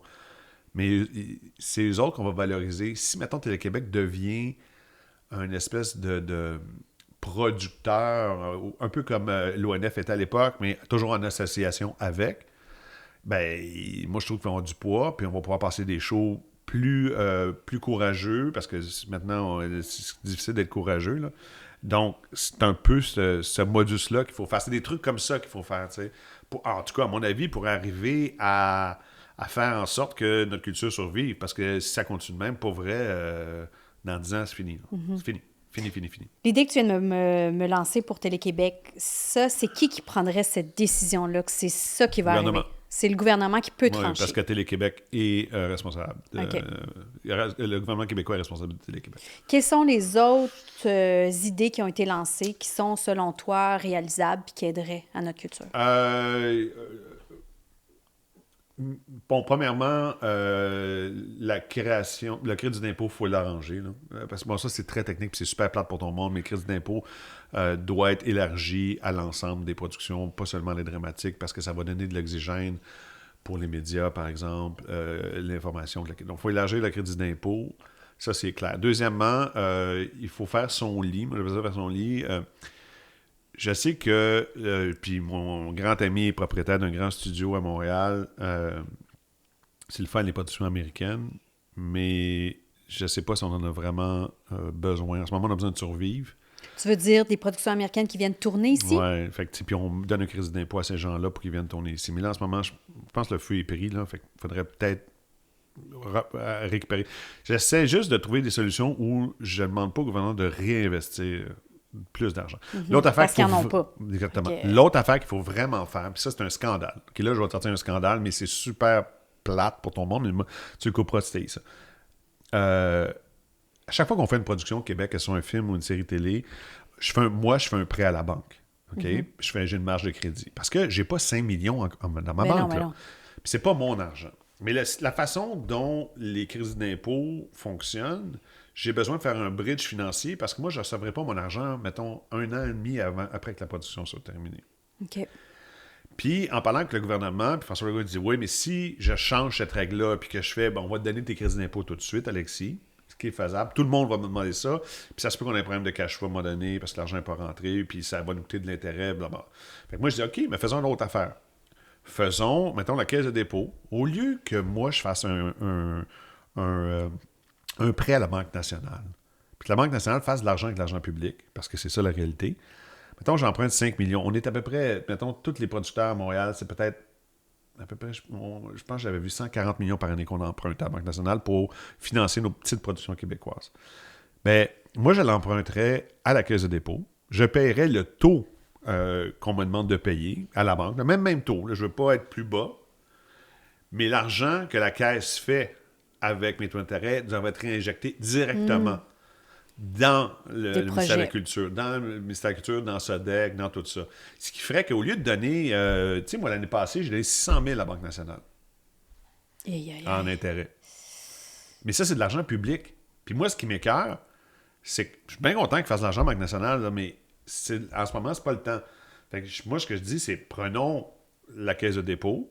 Je sais que c'est pas payant pour eux autres, mais c'est un outil qui nous appartient. Fait que prenons la caisse de dépôt. Moi, je fais mon prêt à la caisse de dépôt avec le même taux d'intérêt courant de la banque, la même affaire, mais l'argent, mettons, ils se garderont 1%, si tu veux, pour leurs frais internes, mais mettons sur 4 ou 5% d'intérêt, mettons qu'ils s'en gardent 1 pour leurs frais internes, les 4 autres pourcents que moi j'ai payés, c'est comme une cotisation, ben ça retourne en culture. Ben comme ça, là, c'est de l'argent qui pourrait rouler puis faire en sorte que, si on s'en sorte un peu, puis c'est aussi une façon de réinventer de l'argent puis trouver de l'argent dans des endroits Le même argent, tu comprends, mais de le réinvestir mieux dans nos affaires, tu comprends? C'est un peu ça. Fait que c'est des solutions comme ça, puis je pense que le GTAC était d'accord. Le GTAC a fait un super bon rapport. Quoi d'autre? Quoi d'autre? Parce qu'on dirait que quand t'en parles, ça devient concret. Là. On comprend mieux parce que, tu sais, c'est sûr que la population entend les artistes chialer, la culture. Ouais. Et on dirait que pour toi, c'est quoi... Pourquoi, mettons que tu as à dire aux gens là, qui écoutent le podcast, pourquoi c'est important la culture? Pourquoi il faut la préserver? Pourquoi il faut continuer à injecter de l'argent? Au même titre qu'on défend les minorités, au même titre qu'on défend toutes les LGBTQ plus du monde, le multiculturalisme, on est aussi une minorité, le français. Les francophones, on est une minorité. On n'est pas beaucoup, là. Fait que c'est un choix de société. Est-ce qu'on décide de disparaître? Si le monde décide de disparaître, on va disparaître, c'est tout, là. Ça ne les intéresse pas, ce qu'on fait. Puis ça ne leur dérange pas de parler anglais. Puis, à la limite, devenir le 50e État américain. Bon, ça sera ça. Si on décide de continuer à vivre comme ça, ben la seule façon, c'est de garder notre culture. Notre culture, en ce moment, va super mal parce que ça, c'est comme la découvrabilité. Okay? Pars-moi sa découvrabilité, si tu veux. Là. Okay. Moi, là, je suis plus capable. Là, on va créer un programme pour la découvrabilité, là, tu sais quoi? C'est ce que Denise Filiatro faisait en 1965. Okay? Elle allait devant les Steinberg, là, puis un par un, elle vendait ses étiquettes de théâtre. Moi, si j'étais ministre de la Culture, je ferais OK, gang, deal. Alors, je parlerais à Québécois, je parlerais à Bell, je parlerais à Radio-Canada. Je dirais, écoutez, là, on va se louer un espace chez Costco. OK? Go, Costco. On se prend un kiosque. Chaque fin de semaine, c'est un nouveau show qui est annoncé. Je veux les vedettes de show-là au Costco.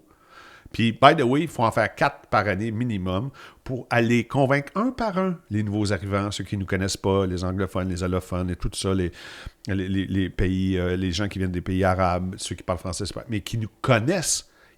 C'est ça la découvrabilité. Quand je vais chez Costco avec Sophie Lorrain, qui est quand même très connue, personne ne la reconnaît, là. Fait que, qu'est-ce qu'on fait avec ça? Il faut retourner sur le terrain, les convaincre un par un. Laisse-leur chez moi les grandes théories de découvrabilité puis de modèles. Oui, c'est super, mais le vrai, là, on va aller chez Costco. Puis ça, c'est comme les Gémeaux. Pourquoi on a débarqué des Gémeaux? Parce que foncièrement, là, les Gémeaux n'ont pas assez d'impact. Moi, ce que je ferais, si j'étais ministre de la Culture, ou, dirigeant... Je voterais pour toi, Alex. J'annulerais les Gémeaux et j'appellerais mon chum à l'éducation. Première affaire. Puis je dirais, ministre de l'Éducation, j'ai quelque chose pour toi. Alors là, on annule les Gémeaux, c'est assez. De toute façon, je pense que j'en ai un encore dans mon coffre de char. Ça sert à rien. T'en as combien ici? Ça sert à rien. Ça sert vraiment à rien. On va faire une semaine dans les écoles, la semaine de la série ou de la série québécoise ou de la télé québécoise, une semaine par année, où tous les intervenants, les Marie-Lou Wolfe de ce monde, les Sophie Lorrain, les Louis Morissette, tous les gens de notre milieu vont aller à la rencontre de ces gens-là. Et c'est à la fin de cette semaine-là, il y a un gala et c'est les étudiants qui ont voté. Et c'est les étudiants qui ont visionné plein d'épisodes, mettons, qui ont fait le travail qu'ils font là, à l'académie, qui font ce vrai travail-là. Ils vont écouter des séries d'ici, ils vont analyser les textes, ils vont dire « Moi, je trouve qu'elle est meilleure que lui, je trouve ça. » Et c'est eux autres qui vont donner les prix. Ce que tu fais à ce moment-là, c'est que là, tu fais de la vraie découvrabilité. Mm-hmm. Là, il faut que tu sois dans les écoles, il faut que tu sois dans... Et tu recrées le star system parce que là, les jeunes vont aimer les vedettes, vont les connaître. Ils vont les connaître, vont être là dans le cours d'école, puis ils vont les suivre sur Instagram, puis ils vont les suivre sur Facebook. Mais si, au lieu de se donner, écoute, tout s'habiller chic pour aller au gala, pour avoir une petite statuette qui malheureusement n'a aucune valeur. Et ce que je comprends, c'est que c'est cher participer à la remise de prix. Inscrire les shows, les... Oui, c'est ça. Écoute, mettons, moi, je suis petit, là, je suis pas une grosse boîte, là. Moi, mettons, quand je participais, ça coûtait 25 000 par année. Mais comment est-ce que je peux légitimer le fait que je prends 25 000 $ de mon argent alors que j'ai de la misère à payer mes acteurs un salaire décent? Moi, je trouve ça incroyable. Puis, je sais que le monde dit « Oui, mais c'est important pour le milieu. » C'est vrai. Mais peut-être qu'il faudrait le réorganiser pour que ça ait vraiment un impact. Si Marie-Lou Wolfe, demain matin, tu sais, tu as bâti ta carrière avec les jeunes de Ramdam. Mais il l'avait à ce moment-là, le Star System. Là. Il l'avait, mais tu as bâti ton public d'aujourd'hui à partir de Ramdam. C'est vrai. Fait qu'il faut refaire ça. Tu comprends? Il faut refaire ça. Mais c'est où que ça se passe? On peut pas les planter devant la télé, là, passe-partout. Là. Je veux dire, il n'y a pas beaucoup de monde qui écoute ça. Là. C'est plus ça.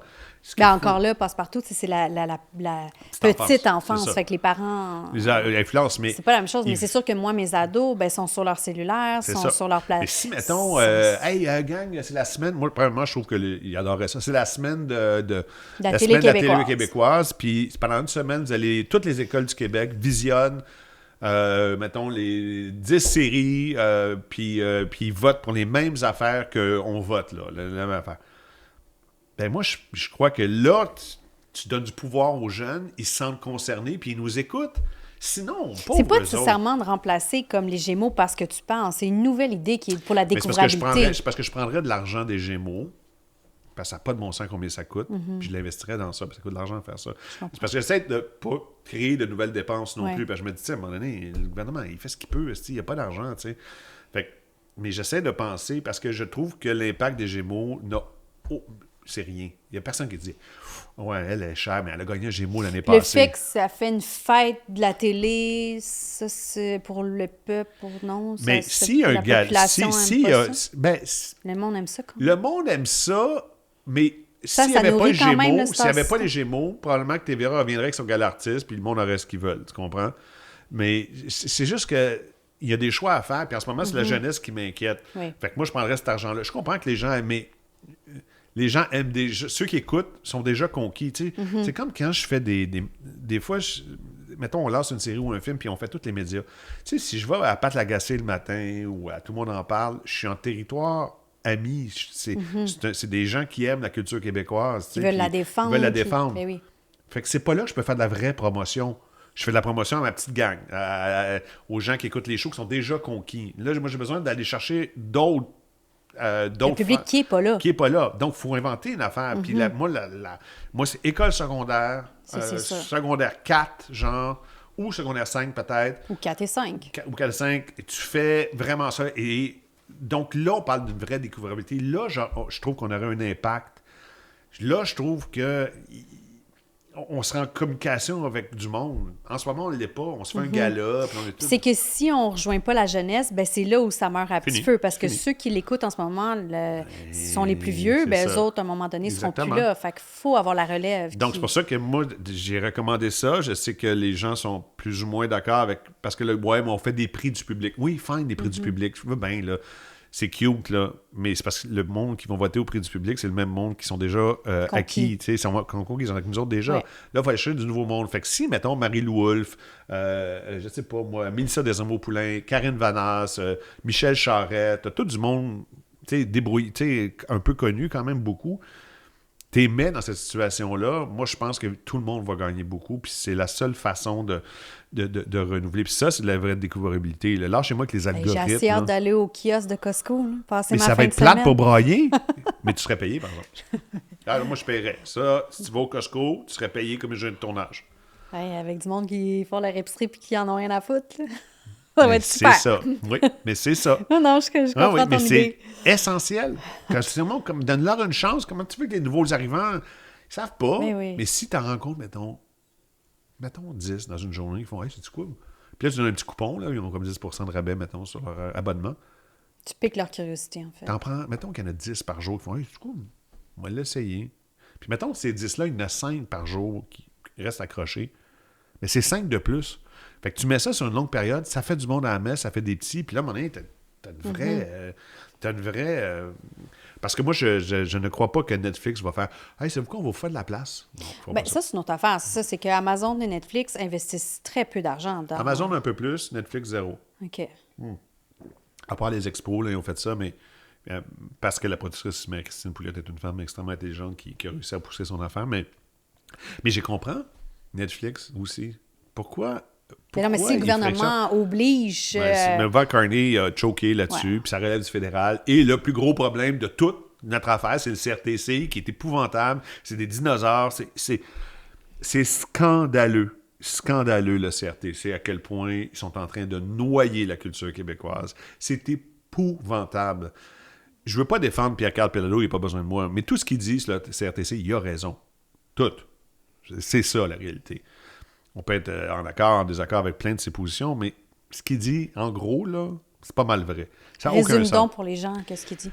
Bien, premièrement, ou du moins avec quoi tu es en accord. Parce que, regarde, TVA, ils sont payés pour... Je vais dire, j'ai un exemple super simple, OK? TVA sont payés pour payer une licence de diffusion au Canada pour avoir le droit de diffuser. Netflix n'a pas besoin de payer de licence de diffusion. Ils vont direct, puis merci, bye.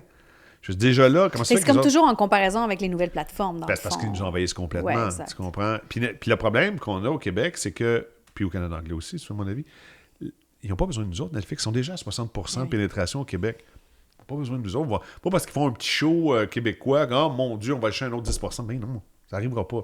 Fait que leur besoin n'est pas là. Il faut les comprendre aussi. Ils font, on a déjà plein de choses. Ça marche déjà plein, notre affaire. À moins qu'ils soient obligés. À moins qu'ils soient obligés. Mais là, le gouvernement, mais il a comme choqué. Là, en plus, ça tombe dans un moment où il y a une guerre commerciale. Ouais. Donc là, peux-tu dire que c'est loin d'impensé de... Et c'est ça. Mais en même temps, j'en parlais avec Charles Fortune avant-hier, c'est à nous autres, c'est au milieu d'ici, à se défendre et à faire quelque chose. On va mourir ou survivre tous ensemble. Il n'y a rien à faire. Si on ne fait pas ça, Mais ce que tu me racontes depuis tantôt, quand même, ça te donne espoir. Mais est-ce que tu as espoir que ça va être mis en place? Tu as espoir que ça change? Tu as espoir dans la culture québécoise? Je sais pas. Ce que je suis persuadé, c'est qu'il y a vraiment, vraiment beaucoup de très grands créateurs au Québec. Puis je dis pas ça, vraiment, là, il y en a bien plus qu'en France. Excuse-moi, là, une gang de pas bons en plus. Là. Je m'excuse. Non, regarde la TV française, ça n'a pas de bon sens comme c'est pas bon. Mon Dieu que c'est pas bon. C'est pas bon de chez pas bon de chez... T'as-tu vu Marseille avec Depardieu? Non, mais attends, là, quel scandale. C'est épouvantablement mauvais. En général, ils sont super mauvais, les Français. C'est pour ça que je l'aime. C'est ça. Ils sont super... Quand on se les Anglais sont cœur, hein, par exemple. Les Anglais sont cœur. Mais je trouve qu'au Québec, on est vraiment, vraiment talentueux. Il y a, dans plusieurs domaines, on surpasse tout le monde. Les acteurs, écoute, le nombre de bons comédiens qu'il y a à Montréal, là, il y en a tellement. Là. En plus des filles, qu'est-ce qu'il y en a des bons? Encore plus que les garçons, c'est mon avis. Mais je trouve que ce que je sais, c'est qu'il y a vraiment de force créative incroyable. Est-ce que ça va être suffisant? Je sais pas. Je sais pas si... moi, je suis un peu découragé du fait que je trouve qu'il n'y a pas de mobilisation. Je trouve qu'il n'y en a pas. Je trouve qu'il n'y a pas de... Parce que, tu sais, à chaque fois que je parle à Lacombe, il dit « Ouais, il appelle François Legault son boss. Il dit « En tout cas, jamais tu croises mon boss, hein, mets un petit mot, parce que, tu sais, il faut que je convainque tout le monde, puis le ministre des Finances, puis tout ça. C'est compliqué pour lui. » Mais tu sais, si on était d'en face du gouvernement tous les jours... Mais... Tu sais, il faudrait l'organiser, ça, cette espèce de mobilisation-là. Oui. Ah, moi, Parce que, tu sais, mettons, moi, là, OK, tu sais, je t'ai toujours dit, je sais pas quoi faire, mais tu sais, tu me dis, on organise quelque chose est organisé, je vais être présente. Oui. Je vais lever la main. Et mes collègues, la même chose. Fait qu'on pourrait faire cette mobilisation-là, mais c'est sûr que si on est chacun chez nous, toi, tu as l'idée, mais elle se met pas en branle, moi, je sais même pas qu'on devrait faire ça, ça bougera pas, là. Je sais. Mais tu m'appelles demain et tu dis, Marie-Lou, là, le 1er décembre, on se mobilise, on s'en va. Ben, je vais y aller. Oui, mais en même temps, écoute, mettons, j'avais fait, un moment donné avec Sophie puis Guillaume, on avait fait la lettre des 50, OK? J'avais fait signer 50 grosses personnalités. Mais tu sais, je vais le dire, là, mettons, moi, un gars comme Denis Villeneuve, qui est un esti de talent incroyable, là, vraiment un talent incroyable, un gars d'une gentillesse incroyable. T'es où, man? Pourquoi tu nous aides pas? T'as rien à perdre. T'es fucking billionaire, t'es riche, riche, riche. Pourquoi lui vient pas dire au gouvernement « Hey, moi, je viens de ce petit Québec-là. Là. Je suis à Hollywood, je fais James Bond aujourd'hui, mais c'est parce que la SODEC, à l'époque, m'a soutenu. Puis c'est parce que les producteurs d'ici m'ont soutenu. Puis c'est parce que j'ai réussi à gagner ma vie au Québec puis à apprendre mon métier.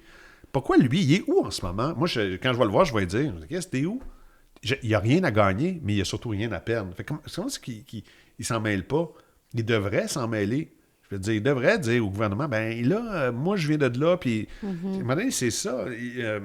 Mais là, il est ailleurs, il doit se sentir moins concerné, ben j'imagine. ouais, mais moi, je trouve que c'est très dommage. Je trouve ça très dommage qu'il s'en mêle pas, parce que lui, il aurait le pouvoir aussi de faire rejaillir la lumière sur les créateurs d'ici, dont il est issu. Il vient d'ici. La course autour du monde, c'était ici. Ses vidéoclips qu'il a fait, c'était ici. Ses premiers films ont été financés ici. C'est ça, c'est la pièce de théâtre qu'il a adaptée, qui a fait être en nomination aux Oscars, a été créée ici, au théâtre, ici. Fait que, dans ce sens-là, je veux dire, je suis persuadé qu'il est rempli de bonnes intentions, c'est pas ça mon point. C'est juste que je pense que tout le monde, il faut qu'il s'en mêle, puis tout le monde, il faut qu'il soit en face du gouvernement, puis il faut arrêter d'être gêné, de dire « mais je connais pas ça ». À partir du moment, Marie, où je reçois en général peut-être 10-15 emails par semaine d'acteurs, de créateurs qui sont dans le trou, qui n'ont plus d'argent. Je sais, ça va pas bien. Non. C'est une catastrophe. Qu'est-ce qu'on fait? Je dis rien. Mais non.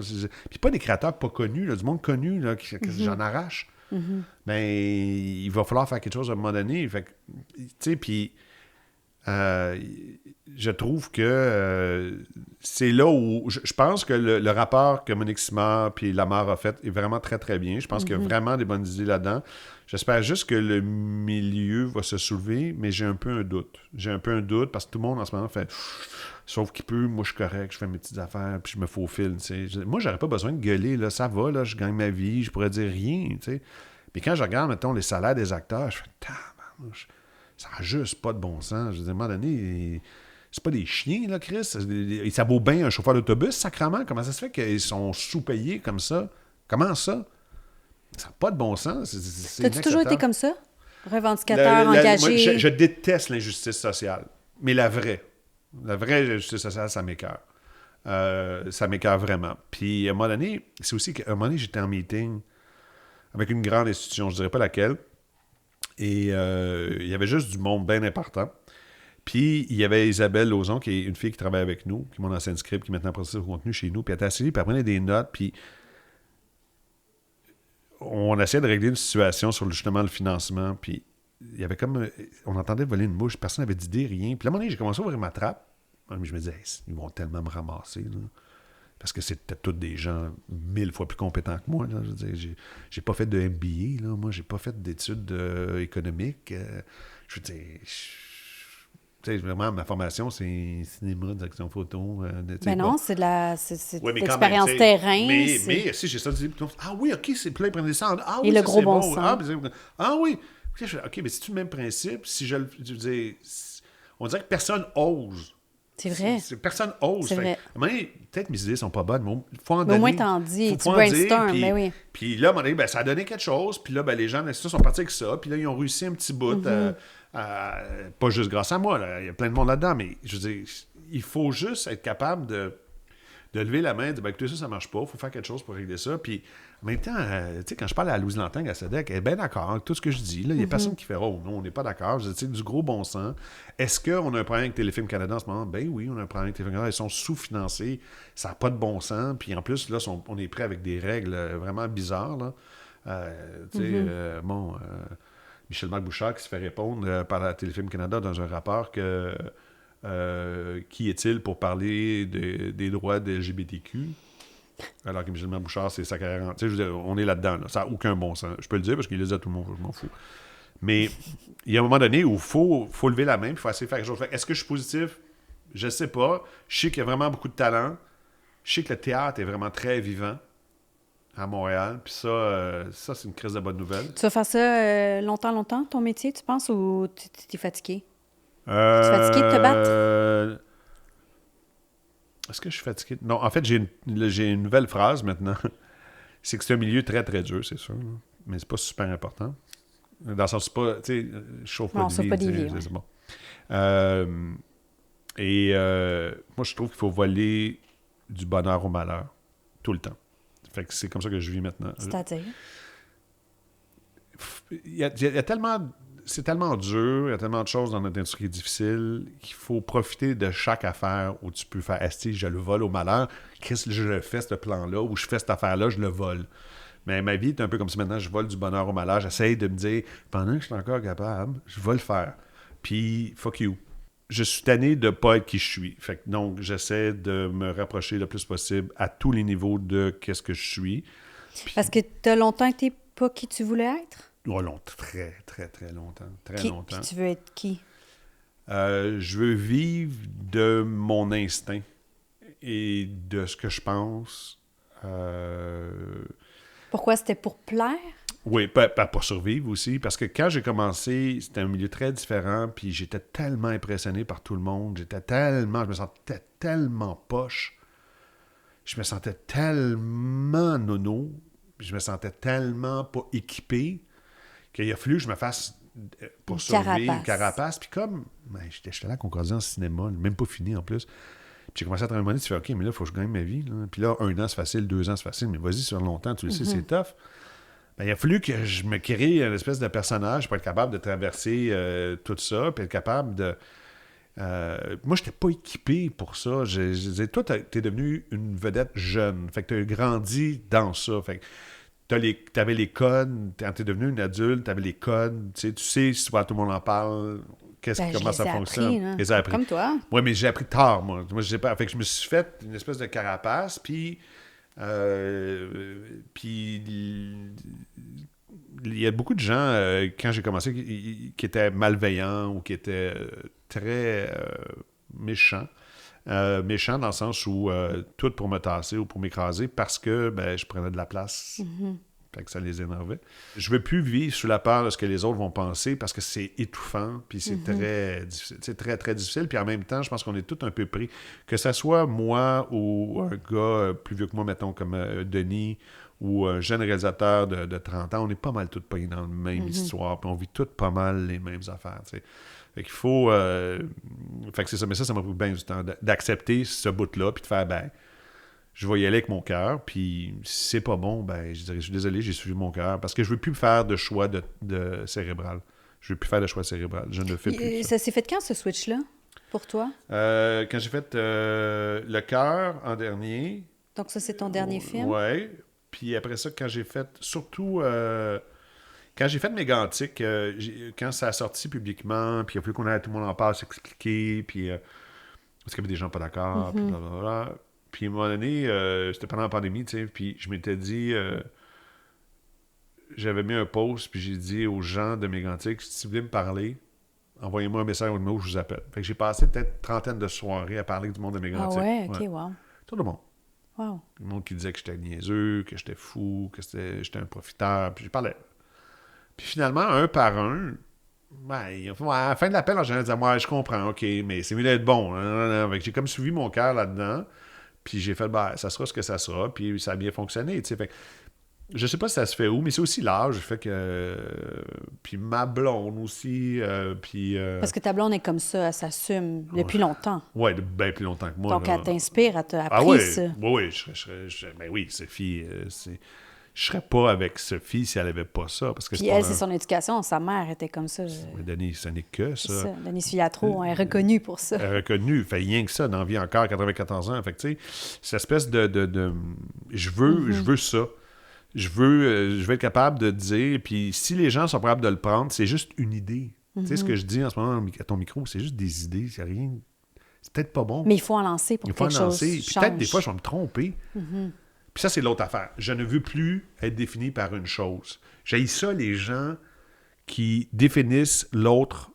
Il n'y a personne qui est juste méchant. Il n'y a personne qui est juste bon. Il n'y a personne qui est juste talentueux. Ça n'existe pas. Cette façon-là qu'on a de cataloguer les gens, lui c'est un bon, lui c'est un pas fin, lui c'est un conspirationniste, lui c'est un... J'haïs ça. Étiquettes. J'haïs ça. Il ne faut pas définir les gens par une chose. Fait que c'est à peu près ça. Qu'est-ce que je te souhaite pour les années à venir? Ben, de la santé, le reste, je vais l'acheter. Ah oui, parce qu'on sait que tu es très riche. Ouais, Ah, tu me le dis tout le temps. Ah oui, je suis obligé de payer pour toi au restaurant. T'as pas une scène. C'est cheap. Elle fait toujours « Ah, mon portefeuille! Ah, ben oui! Oh, n'importe quoi! C'est un gag au Lemac, tout le monde dit ça. Tout le monde dit « Bon, Marie-Lou a encore oublié son portefeuille dans son manteau. » Je te jure. C'est ton côté macho, là. Faut que tu payes, là. Ah, montrer que tu as du cash. Mais j'ai pas de cash. Ah ouais, t'arrêtes pas de flasher ton cash. J'ai pas de cash. Mais c'est ça. Mais ce que je souhaite, c'est juste ça. J'ai de la santé. Le reste, c'est de voler le plus possible de bonheur au malheur. C'est ça la clé. Il faut le voler pendant qu'on l'a. Parce que... Il y a entre le cancer, Donald Trump, les destins de montée de la droite, les fucking nazis, la guerre en Ukraine, les enfants de Gaza, puis tout le kit, à un moment donné, il va falloir voler un petit peu de bonheur. Là. Il va falloir en voler. Fait que c'est ça que j'essaie de faire. Puis les prochains projets que je vais faire, ben, j'espère être capable d'en voler un peu, puis de me sauver en me disant « Tu l'auras pas ce bout-là. » Tu te vas où dans 10 ans? Probablement aux États-unis. C'est vrai? Ah, tu moi, veux aller vais. au marché Oui. américain? Ouais. Parce qu'ils ont plus d'argent? Parce que quoi? Ben, parce qu'il faut que j'apprenne d'autres choses, parce que je veux... parce que je... Mais c'est-tu tant mieux là-bas? Non, mais c'est différent. C'est juste que, à un moment donné, quand je faisais beaucoup de pubs, OK? Pendant 10 ans, j'ai fait les pubs d'épicerie métro. Okay? Tout fait les campagnes de métro. Là, à un moment donné, ça fait 10 ans que tu as fait. Là. Tu vois, là... j'ai l'impression de tourner en rond un petit peu, puis les autres vont se tanner aussi de moi, là. À un moment donné, c'est beau, Alexis, mais ils m'ont vu, là. Tu sais, le lait, j'ai fait le lait pendant je sais pas combien de temps. À un moment donné, ben, ils vont se tanner de me voir là. Ils vont avoir normalement le goût de voir quelqu'un d'autre. Fait que je vais m'avancer le bec à l'eau. C'est un peu le même principe ici. À un moment donné, tu sais, j'ai fait, mettons...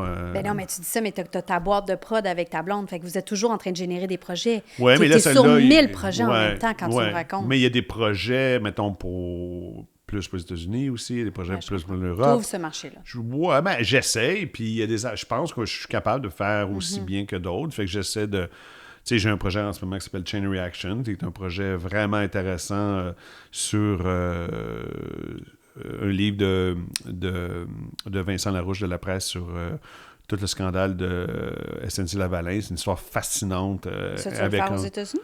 Non, je le fais avec l'Europe. Ben, avec l'Europe, OK. Je le fais avec l'Europe. J'essaye de le faire avec l'Europe, on va le dire ça de même. Là, je veux adapter le livre de Kev Lambert, Sentier de neige. Ça prend aussi en Europe. J'ai un autre projet.